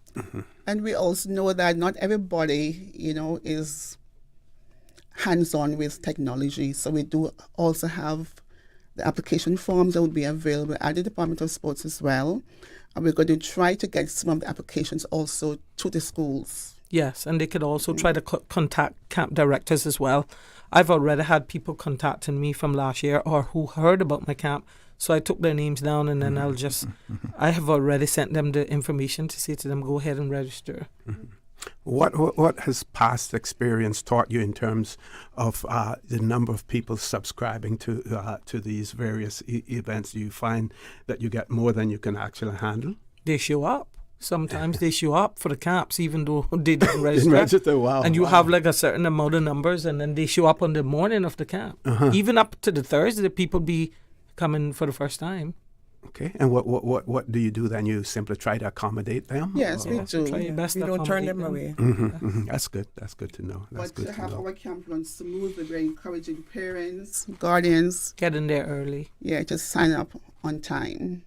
Yeah, it's important to have some discipline. And also, if you know that you decided to go on a summer trip or something and your kids are not going to be attending the camps, just send an email letting them know that Free you're up no that longer space, yes. coming because, for example, basketball would have 75 people at once, and that's it's registered full. before, and you think and it's then full. there is another 20 people that show up on the morning, and we have to turn them away because the register says it's full, but only 65 people might turn up. So we are encouraging that if you know that you're not going to participate, just to let us know. Right. And the venue at the Cayman Islands, John Gray High School, the gymnasium, that's very, very hard to get. Because during this time is when they do maintenance and they have the graduation and they have different things. So we do find that when we do have our camps indoors, that we do have more participation. But however, it's not feasible at all times. So last year, netball, we had it on the Truman Modern Sports Complex, and you know how hot it is in the summer. So we do have kids that will come for the first 2 days, and then you will see 1 or 2 dropping out. But hoping now that it's going to be at the UCCI gymnasium in the indoors. So we're going to see now if our participation will increase for netball and basketball. Yeah, that'll be interesting to note for the next time around. Because there are more and more venues in the Cayman Islands now, indoor venues that are much more comfortable for persons to for you to have your events as well.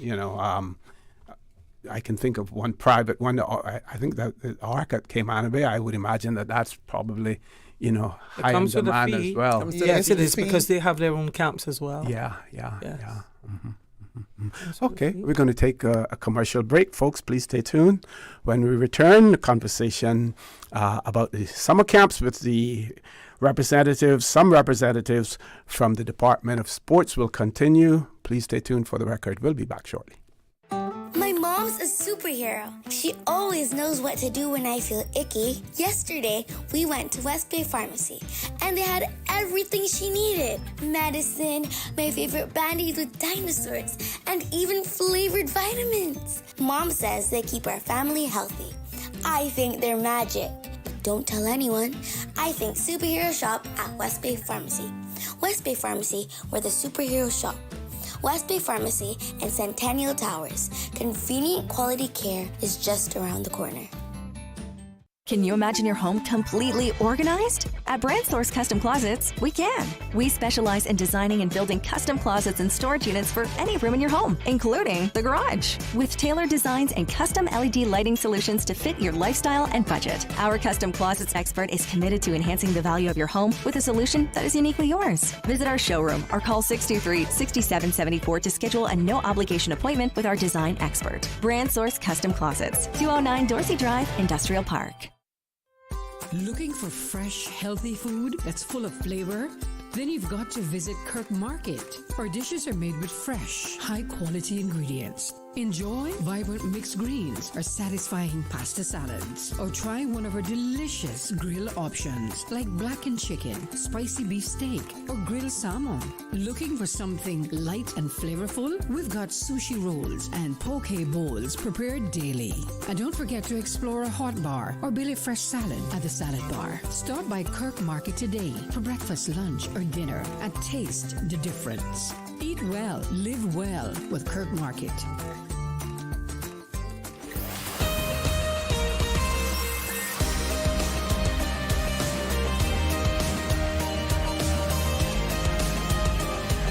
For the Record with Orrett Connor. Good morning and welcome back to For the Record. We're talking about the summer camps that are taking place. That conversation is taking place with members of the Department of Sports. In the studio, we have Miss Molly Ann Moore, Miss Leverne Ebanks Davis, Miss Merta Day, and Mr. Redveer Ebanks. One of our listeners has written and said, I'm very happy to hear that the outer districts see it wise to have their camps in the cool of the day. It hurts me to pass by Smith Road and see young children playing in the midday sun with very little parental support as well. That sounds like your area, Miss Molly. And what kind of parental support do you get from the parents when we're doing cricket over there, I think, right? Yeah. So for cricket, we have sufficient persons out there that monitor all our kids. Mm-hmm.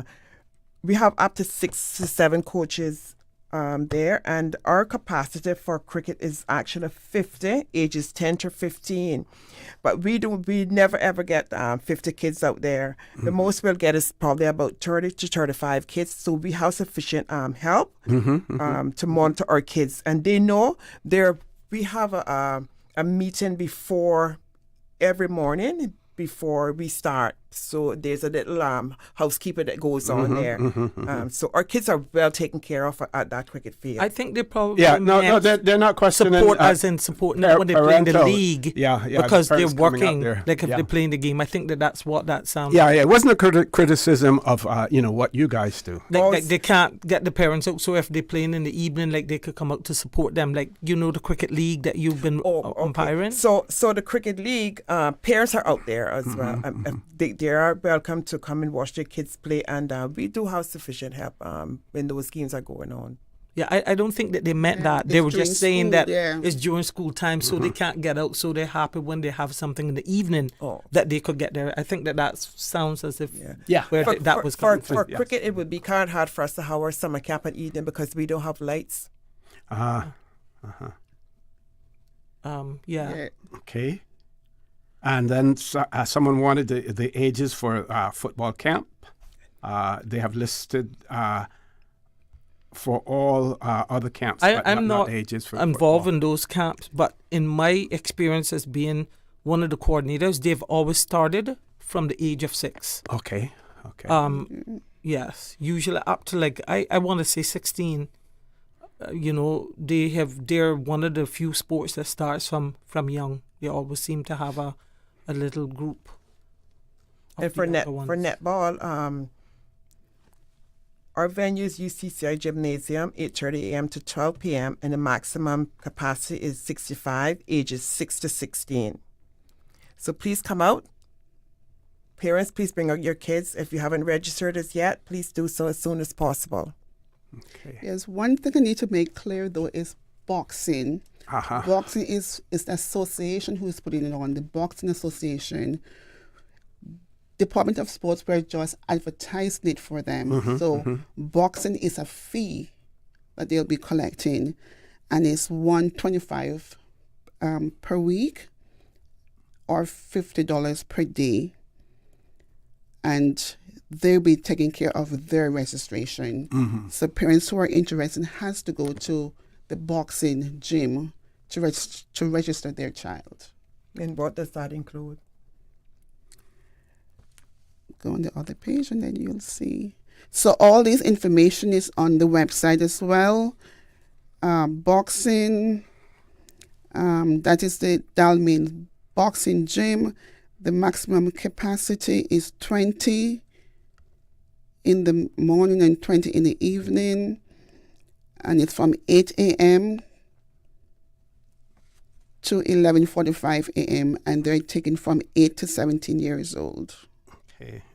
So the first camp is going to take place. What is that? The second week in July? Yes, because I believe school after the public holiday. Yes, because school runs up to the 4th this year.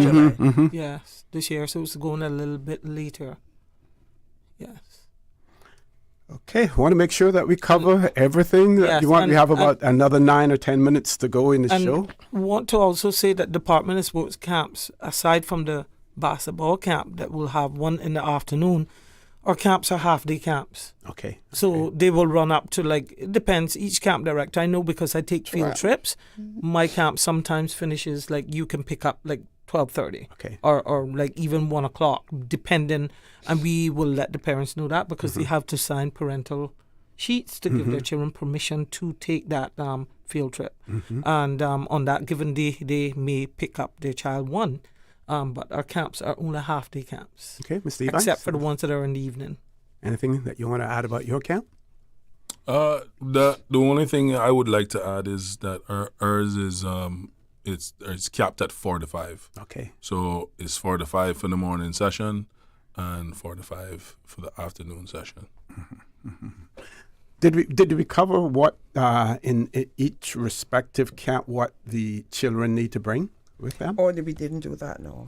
Well, generally, we encourage the kids to bring anything that they feel that would make them more comfortable.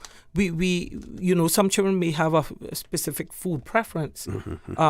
And some instances, if they want to bring their drink, like their own Gatorade and a water bottle is good, because then they can fill it up so that we don't have to use always cups all the time. And particularly if you're talking about the sports that are going to be held outside, you want them to make sure that they have on proper protective gear, like a hat, long sleeves, maybe a towel and sunblock and that kind of stuff. If they, and they also need to come in proper footwear. You cannot have children coming to play a sport and they have Crocs or slippers on and flip-flops. So they need to have on proper footwear and protective gear if they're outside, because being equipped properly. And we try to discourage them from bringing all their electronics and that kind of stuff. It's very difficult to monitor, and we want them to focus on what they're there to do. So those would be some of the things that, and for the swimming, they usually have a sheet that you get when you register, so that you would know exactly what your child would need to bring, because the swimming is another thing. They're going to be outside and exposed. Yeah. So proper clothing, long sleeves, sunblock, and that kind of stuff. I'm curious about the junior lifeguard, because while, we are an island surrounded by water, and we have many beaches, many public beaches, and this is one of the things that I have been advocating for, is that we should have properly trained lifeguards on those beaches. So what this and junior lifeguard from those coaches, they'll be here. I mean, it's on the sheet here, but they will speak to that. But I can say to you, it's not offered as a learn to swim program. I can say to you right now, therefore, non-swimmers or beginners are not eligible to enroll. They only allow one admission for the lifeguard course, because they have 2 weeks, I think, of camps, and you might find that a parent might enroll their child this week and want to enroll them the next week. We want to give other children the opportunity. But Coach Chester is in charge of that camp, and I think he will be on this on the lunchtime segment. So he will be speaking, so the listening audience can tune in then. Got you. So all the eligibility requirements are also on the site, on the campaign registration form. So everything that we went over here is also... And let's give out that information again in terms of the site. Their age group is 10 to 16, and they have to swim 50 meters non-stop unassisted and tread water for at least 1 minute. Swim under the water up to 10 meters. So Coach Chester will give all of that information. Yes, but I'm just saying, sure. tune in then. Yes. And you know that we have a portable swimming pool now that goes to the primary schools. No, I didn't. No? Tell me about it. Yeah, so it's actually at Savannah Primary now, because I do that. As I leave here, that's where I'm going to go in the water all day. Okay. And we teach the reception, year 1, year 2. So by the time they reach the Chester and them, they will know how to swim in backstroke and freestyle swimming and everything. So it's really, and it goes to every one of the government primary schools. Excellent. So Chester and them won't have to be teaching from the basics, because we doing the basics. And it's really, really good. Okay. Frank Flowers actually sponsored that. Great. Flowers. Yeah. Okay, I want to give each of you an opportunity for some closing comments about your respective sports camps that you will be conducting, as well. Some small hand. We start with you. So for I'm doing netball. So for netball, I just want to say, parents, bring your kids out. That is how we do have a lot of fun out there. Come prepared to know that you're going to be worked hard, even though it's going to be a lot of fun. Cricket, same thing. I guess Dave not here, so I had to speak on cricket. They just come out, have fun and enjoy themselves. It's the summer. We're not going to be hard on those kids when they come for the summer. Some parts of it will be, and some parts of it will be a lot of fun. And we actually do fun things in between, with the kids, and they enjoy that so much. So Coach Ball will be there, Coach Dave, Coach Benji, Coach Dalbert, a couple of other coaches from the Cricket Association will be there for cricket, and then for the netball we have Miss Day, myself, Miss Leverne, Coach Irvin. He's the camp director, and then I think, and he will be on us on air as well too later on today. Okay, Ms. Thank Leverne. you. Well, I do know that the general public always look forward to Department of Sports summer camps, and the coaches, we're here to make sure that these camps run smoothly. This year, I'm in charge of this summer camps, and we'll make sure that everything goes smoothly as best as possible. So we're looking forward to receiving your children, bring them out, and I'm sure that they will learn something great, new, or enhance their skills in their various disciplines. Okay, Coach Ebanks. For me, very much an advocate of female sports. So I would like to say I know that we're going to get a ton of boys coming to basketball camp, but I would also like to see females there as well. It's so much opportunities for female athletes, especially in basketball, and I would love to be able to help them and show them how to unlock their potential. And Coach Daniel Augustine is the director of that camp this year. Okay. Yes, and for my Fitness and More camp, I'm doing one for the seniors as well. This is the first year, but I'm not advertising it here because we're going to send it to each district to try and get a balanced number of people so that one district don't get to take it up. But for my Fitness and More youth camp, I just want to say that we start from age 9 to 12.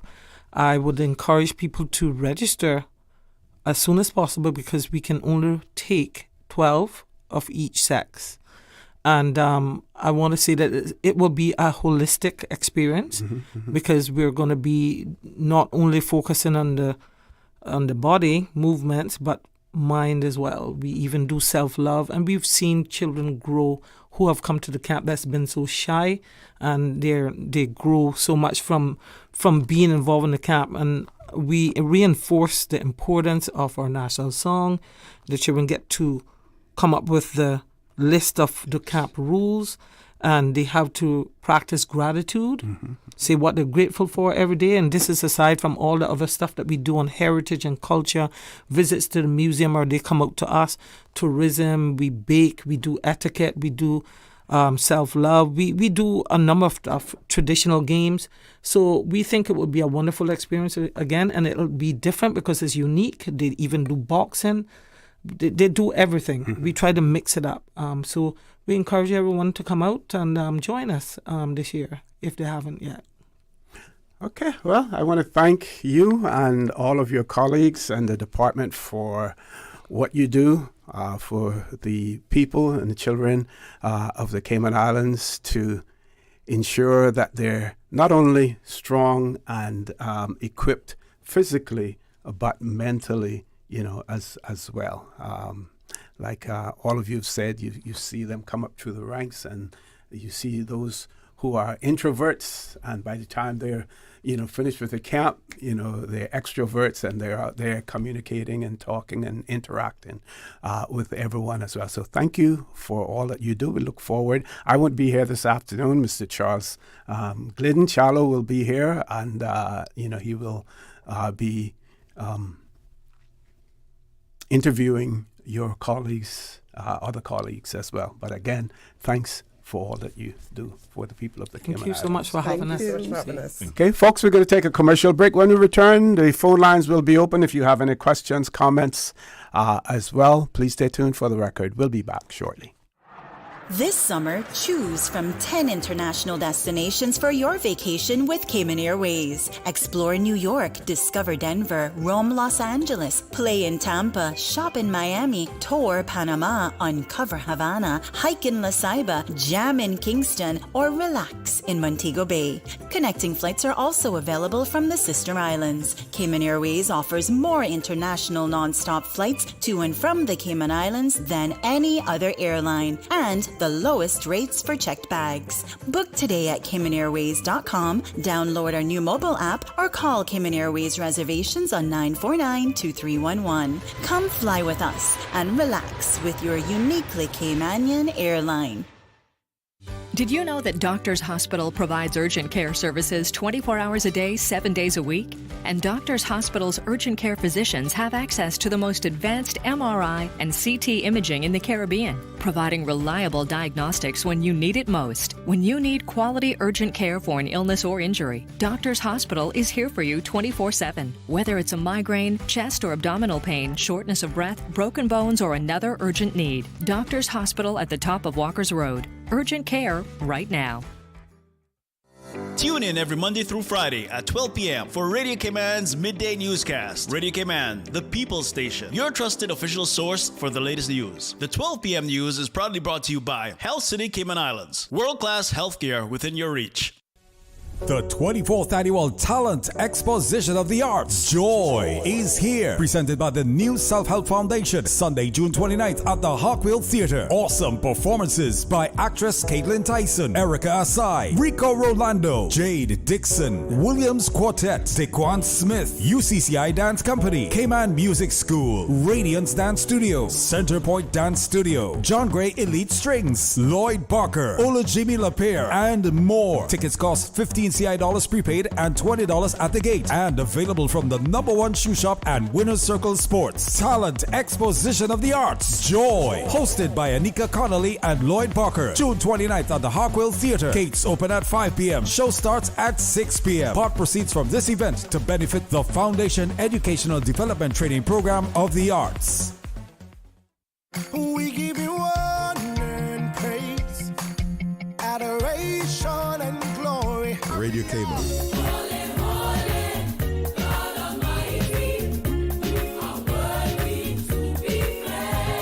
Praise time. Praise him, praise him. Come and let's praise the Lord.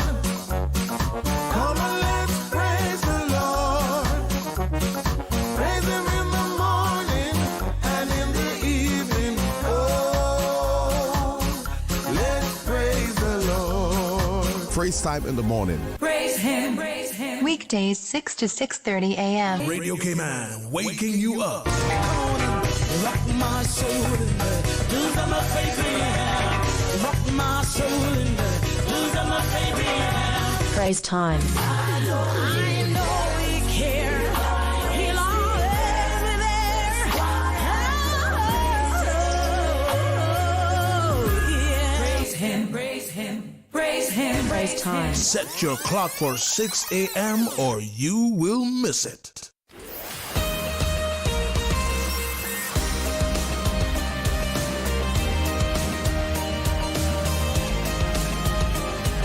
For the Record with Orrett Connor.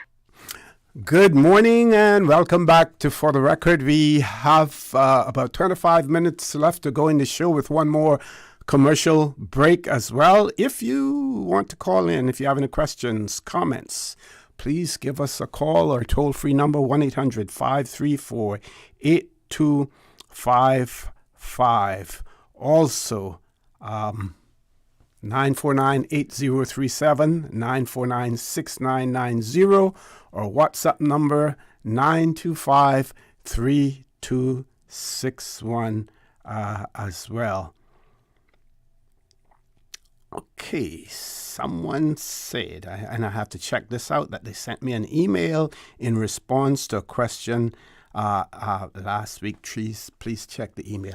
I did receive something also from someone in relation to a question that was asked.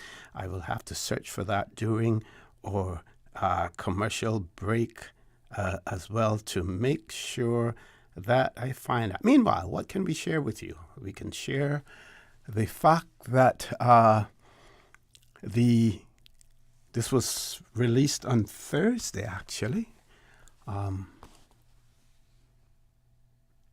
Government proposes modified time frame for enhanced delivery of the strategic policy statement in Parliament.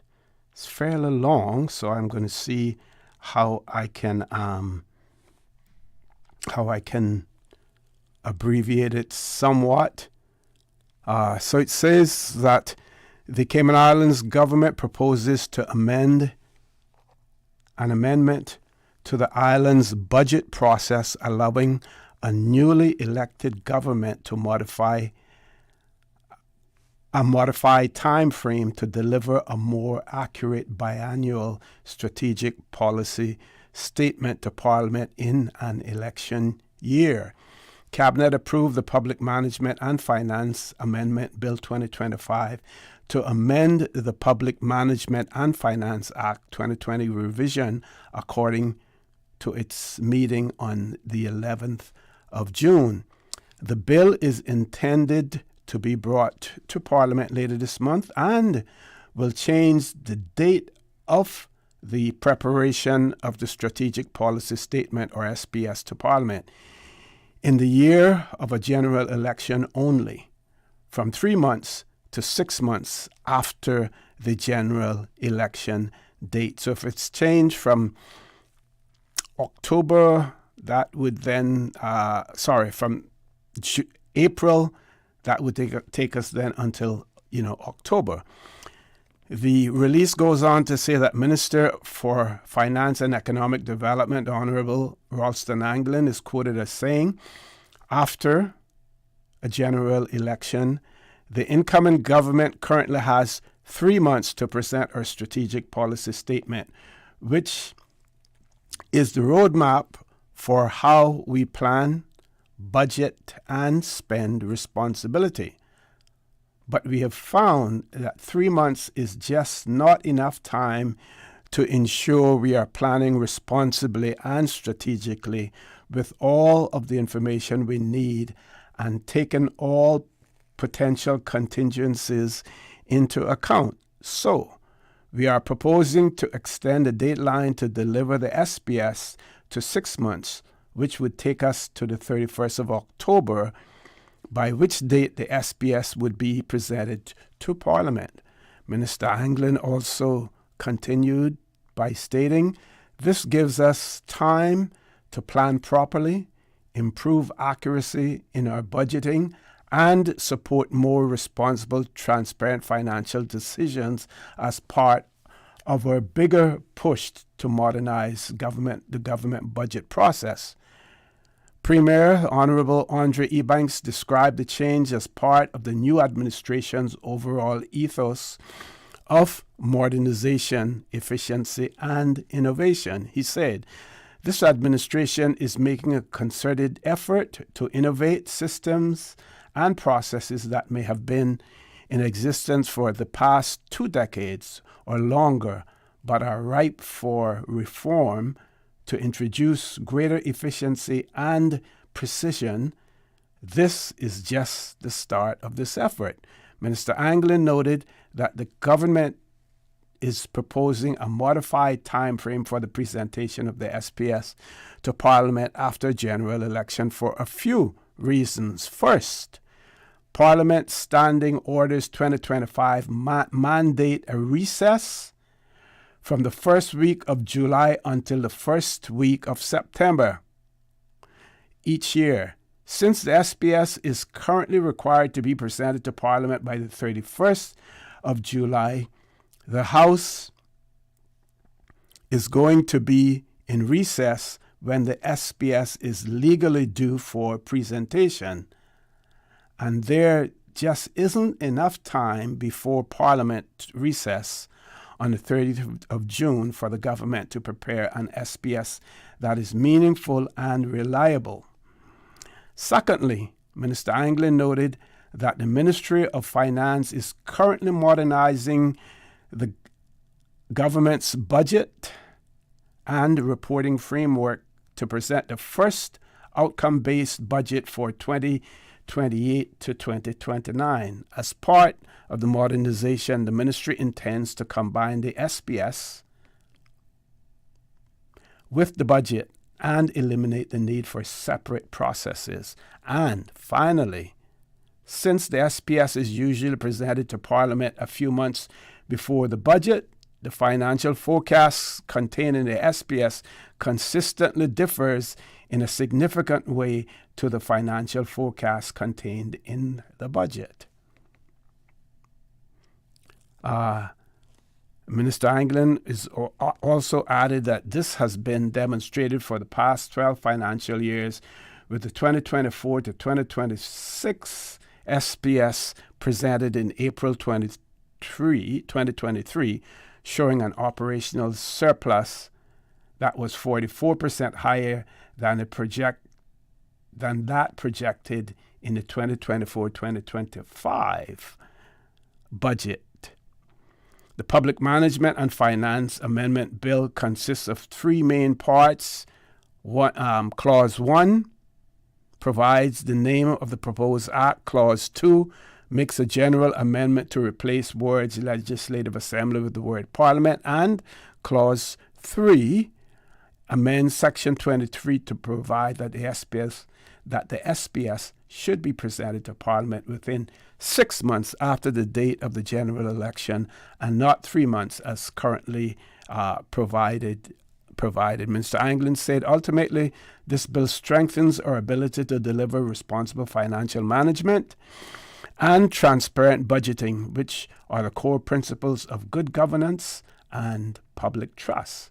We intend to ensure that public funds are being strategically directed to our key national priorities and are being efficiently and effective and are being used efficiently and effective to do the most good for the people of these islands. So I would, of course, the government doesn't need the opposition support on this because they would have enough numbers in our parliament for the bill to succeed.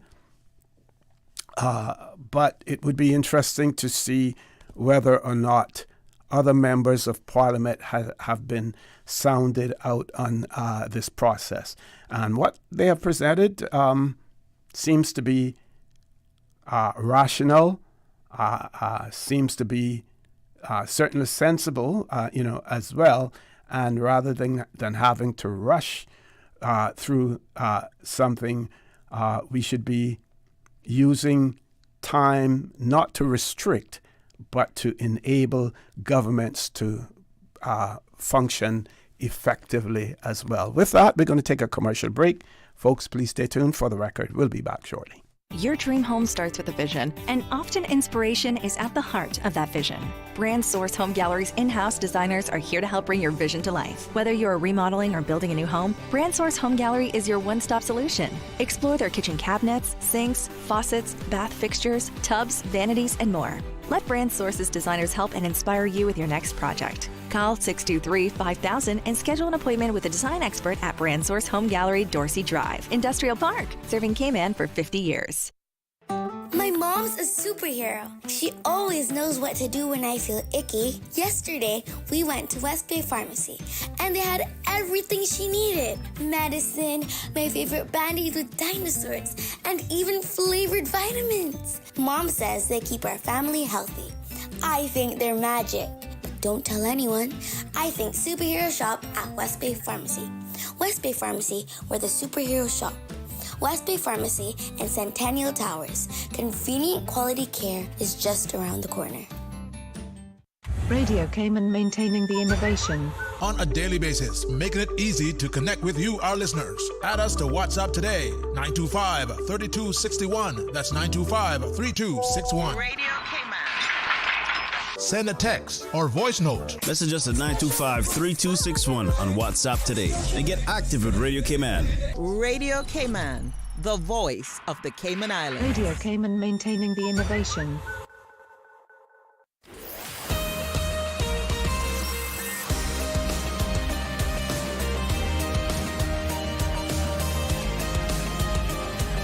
For the record, with Orrett Connor. Good morning and welcome back to For the Record. Yes, I was searching for this response, and we've received some feedback on comments that were made on For the Record. Poinciana Mental Health Facility says here that this email is in regard to Mr. Connor Talk Today's show discussion on the 12th of June of last week. On this show, he spoke about the 16 Caymanian students who successfully completed the foundational training for the psychiatric nursing assistant program at Poinciana. Mr. Connor stated that now that the students would transition to a 24-month practical training. According to press release which he read, after successful completion of their placements, the student will be eligible to apply for permanent positions at PRC. Mr. Connor questions why after successful completion of their training and paying them, why would they need to apply? To help Mr. Connor answer that question, Mr. Connor should read my below email to Ms. Pucci, for which I did not receive a response to my question. I would like to also inform Mr. Connor that I attended information sessions for a nursing assistant program to inquire if Poinciana would have any openings for social workers, as I did not see any positions advertised, and I thought that was very strange. I waited until the information sessions were over and approached the HR manager to inquire about any social work positions. When she suggested I ask Miss Mullins-Thompson. I then asked Miss Mullins-Thompson and was told that there would be 2 social work positions, but they would be advertised in July, August, or September. I checked online and in the local newspaper, but never saw those positions advertised. I should also mention that at one of the information sessions, a remark was made by Miss Mullins-Thompson that shocked me and another Caymanian that attended the information sessions. She said, and I'm quoting this now from the writer, I have been told by the minister that these jobs are for the Caymanians, as the government seems to have a soft spot for Caymanians. Whoa. I'm just reading it as I get it, folks. Just reading it as I get it. In getting back to Mr. Connor's question, I think I know the answer based on what I have seen, heard, and experienced. Simple answer, someone at Poinciana has no intention of hiring Caymanians for the positions. And the person has provided their name, which I will not be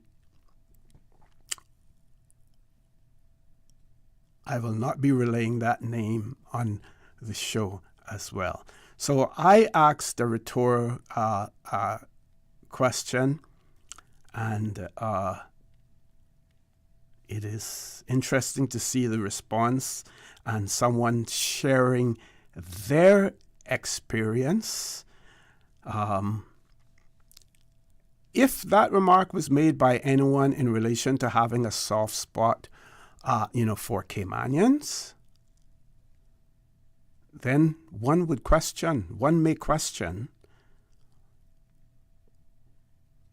what the person who made that comment, what kind of spot they may have for Caymanians. First and foremost,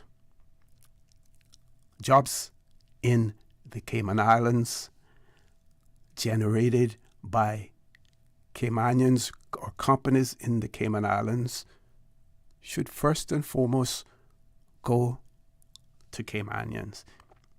And here again is another slap in the face and another opportunity or another reason why our government of the Cayman Islands, the people of the Cayman Islands, should identify certain positions that should go to Caymanians only. We see a reluctance to do that. Hopefully, this time around, they will be successful as well. But to make the comment that the government seems to have a soft spot for Caymanians. If not for Caymanians, then for whom should the government have a soft spot? Government has a responsibility to the people of the Cayman Islands, not a responsibility for any other jurisdiction, as well. I want to thank the person who shared this. I really want to thank them, for sharing this. So if we are not careful, Poinciana may occupy, while the creation of the facility is well-intentioned and looking out for our Caymanians, it may occupy a high spot in the discussion when it comes to the hiring, of Caymanians as well. I wonder if at that meeting where it is alleged that this comment was made, again, that the government seems to have a soft spot for Caymanians. I wonder if anyone recorded what was said at that meeting. I think this is an opportunity for the ministry or the management of the Poinciana Center for them to clarify the situation. Let us know precisely what is happening there. Let us know those non-Caymanians that are employed there, the length of time that they are employed for as well. Otherwise, we may have to submit FOI requests to get that information it is extremely important that the Poinciana Rehabilitation Center, that it starts off on the right foot. That is extremely important, that it starts off on the right foot, because we would not want it to become the focus of I'm not going to say negative, because it's not negative, controversial issues about the hiring of Caymanians, when really we need to be focusing on the patients, who are there as well. I really, really want to thank the person who shared this information, and I'm going to read it one more time. I have enough time left to read it. Says this email chain is in regard to his Talk Today discussion on June the 12th of last week. On the show, he spoke about the 16 Caymanian students who successfully completed the foundational training for the psychiatric nursing assistance program at Poinciana. Mr. Connor stated that now the students would transition to a 24-month practical training. According to the press release, when he read, and I quote, after successful completion of their placements, the students will be eligible to apply for permanent positions at PRC. Mr. Connor questioned why, after successful completion of their training and paying them, why would they need to apply? To help Mr. Connor answer that question, Mr. Connor should read my below email to Ms. Pucci, for which I did not receive a response to my questions. I would like to also inform Mr. Connor that I attended information sessions for the nursing assistant program to inquire if Poinciana would have any openings for social workers, as I did not see any positions advertised, and I thought that was very strange. I waited until the information session was over and approached the HR manager to inquire about any social work positions. When she suggested, I asked Miss Mullins-Thompson. I then asked Miss Mullins-Thompson and was told that there would be 2 social work positions, but they would be advertised in July, August, or September. I checked online and in the local newspapers, but never saw those positions advertised. I should also mention that at one of the information sessions, a remark was made by Miss Mullins-Thompson that shocked me and another Caymanian that attended the information session. She said, I have been told by the minister that these jobs are for Caymanians, as the government seems to have a soft spot for Caymanians. Now, let's just parse that again. So it says here, I have been told by the minister that these jobs are for Caymanians, as the government seems to have a soft spot for Caymanians. Read one way, that means that those are all of the words of the minister. Read another way, it could mean that the minister said that these jobs are for Caymanians, and maybe it was another viewpoint or someone else's viewpoint that the government seems to have a soft spot, for Caymanians. Well, there are lots of people out there, including this announcer, who have soft spot for Caymanians as well. And if this is the approach that you people are prepared to take for this, then you know what I say to you, get ready for a fight, because there will be a fight on this issue, if that is the case as well. There are some other correspondence here that I haven't had a chance to read yet, but I will, because I don't think that we're going to let this situation just rest here with a rhetorical question, as to why the Caymanians now, after being trained, after being paid, and after a 24-month peer internship or whatever it is, that they will then have to apply for these positions. And we'll get to the soft spot comment after that. Folks, I want to thank all of you who participated this morning. I want to thank the members of Celebrate Cayman, as well as those from the Department of Sports for all that they do and what they bring to the table to help our Caymanians as well. I want to remind you that we are our brothers and our sisters' keepers, and maybe one day I will include, some people may accuse me later on of being divisive, but I may include the word, rather than our brothers and our sisters' keepers, I may insert the word Caymanian brothers and sisters keepers as well. There is always someone out there who's less fortunate than we are. I ask you to extend a helping hand to them. If you can't do that, then I suggest you donate to worthy charity, because we always want to consider those who need, not necessarily those who want or even those who crave. So I say to you, have a great day. Continue to support your radio station, Radio Cayman. Join Mr. Charles Glidden Chalo at 12:15 for Talk Today. And as usual, we ask the good Lord to bless these three beautiful, wonderful Cayman Islands, for whom we have a very soft spot for. Thank you.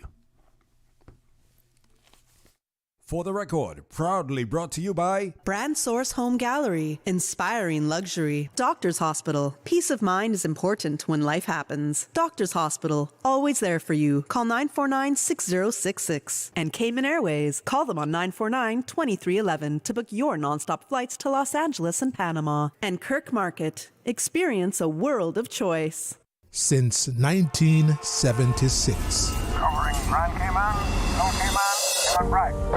One small step for man, one giant leap for mankind. Radio Cayman.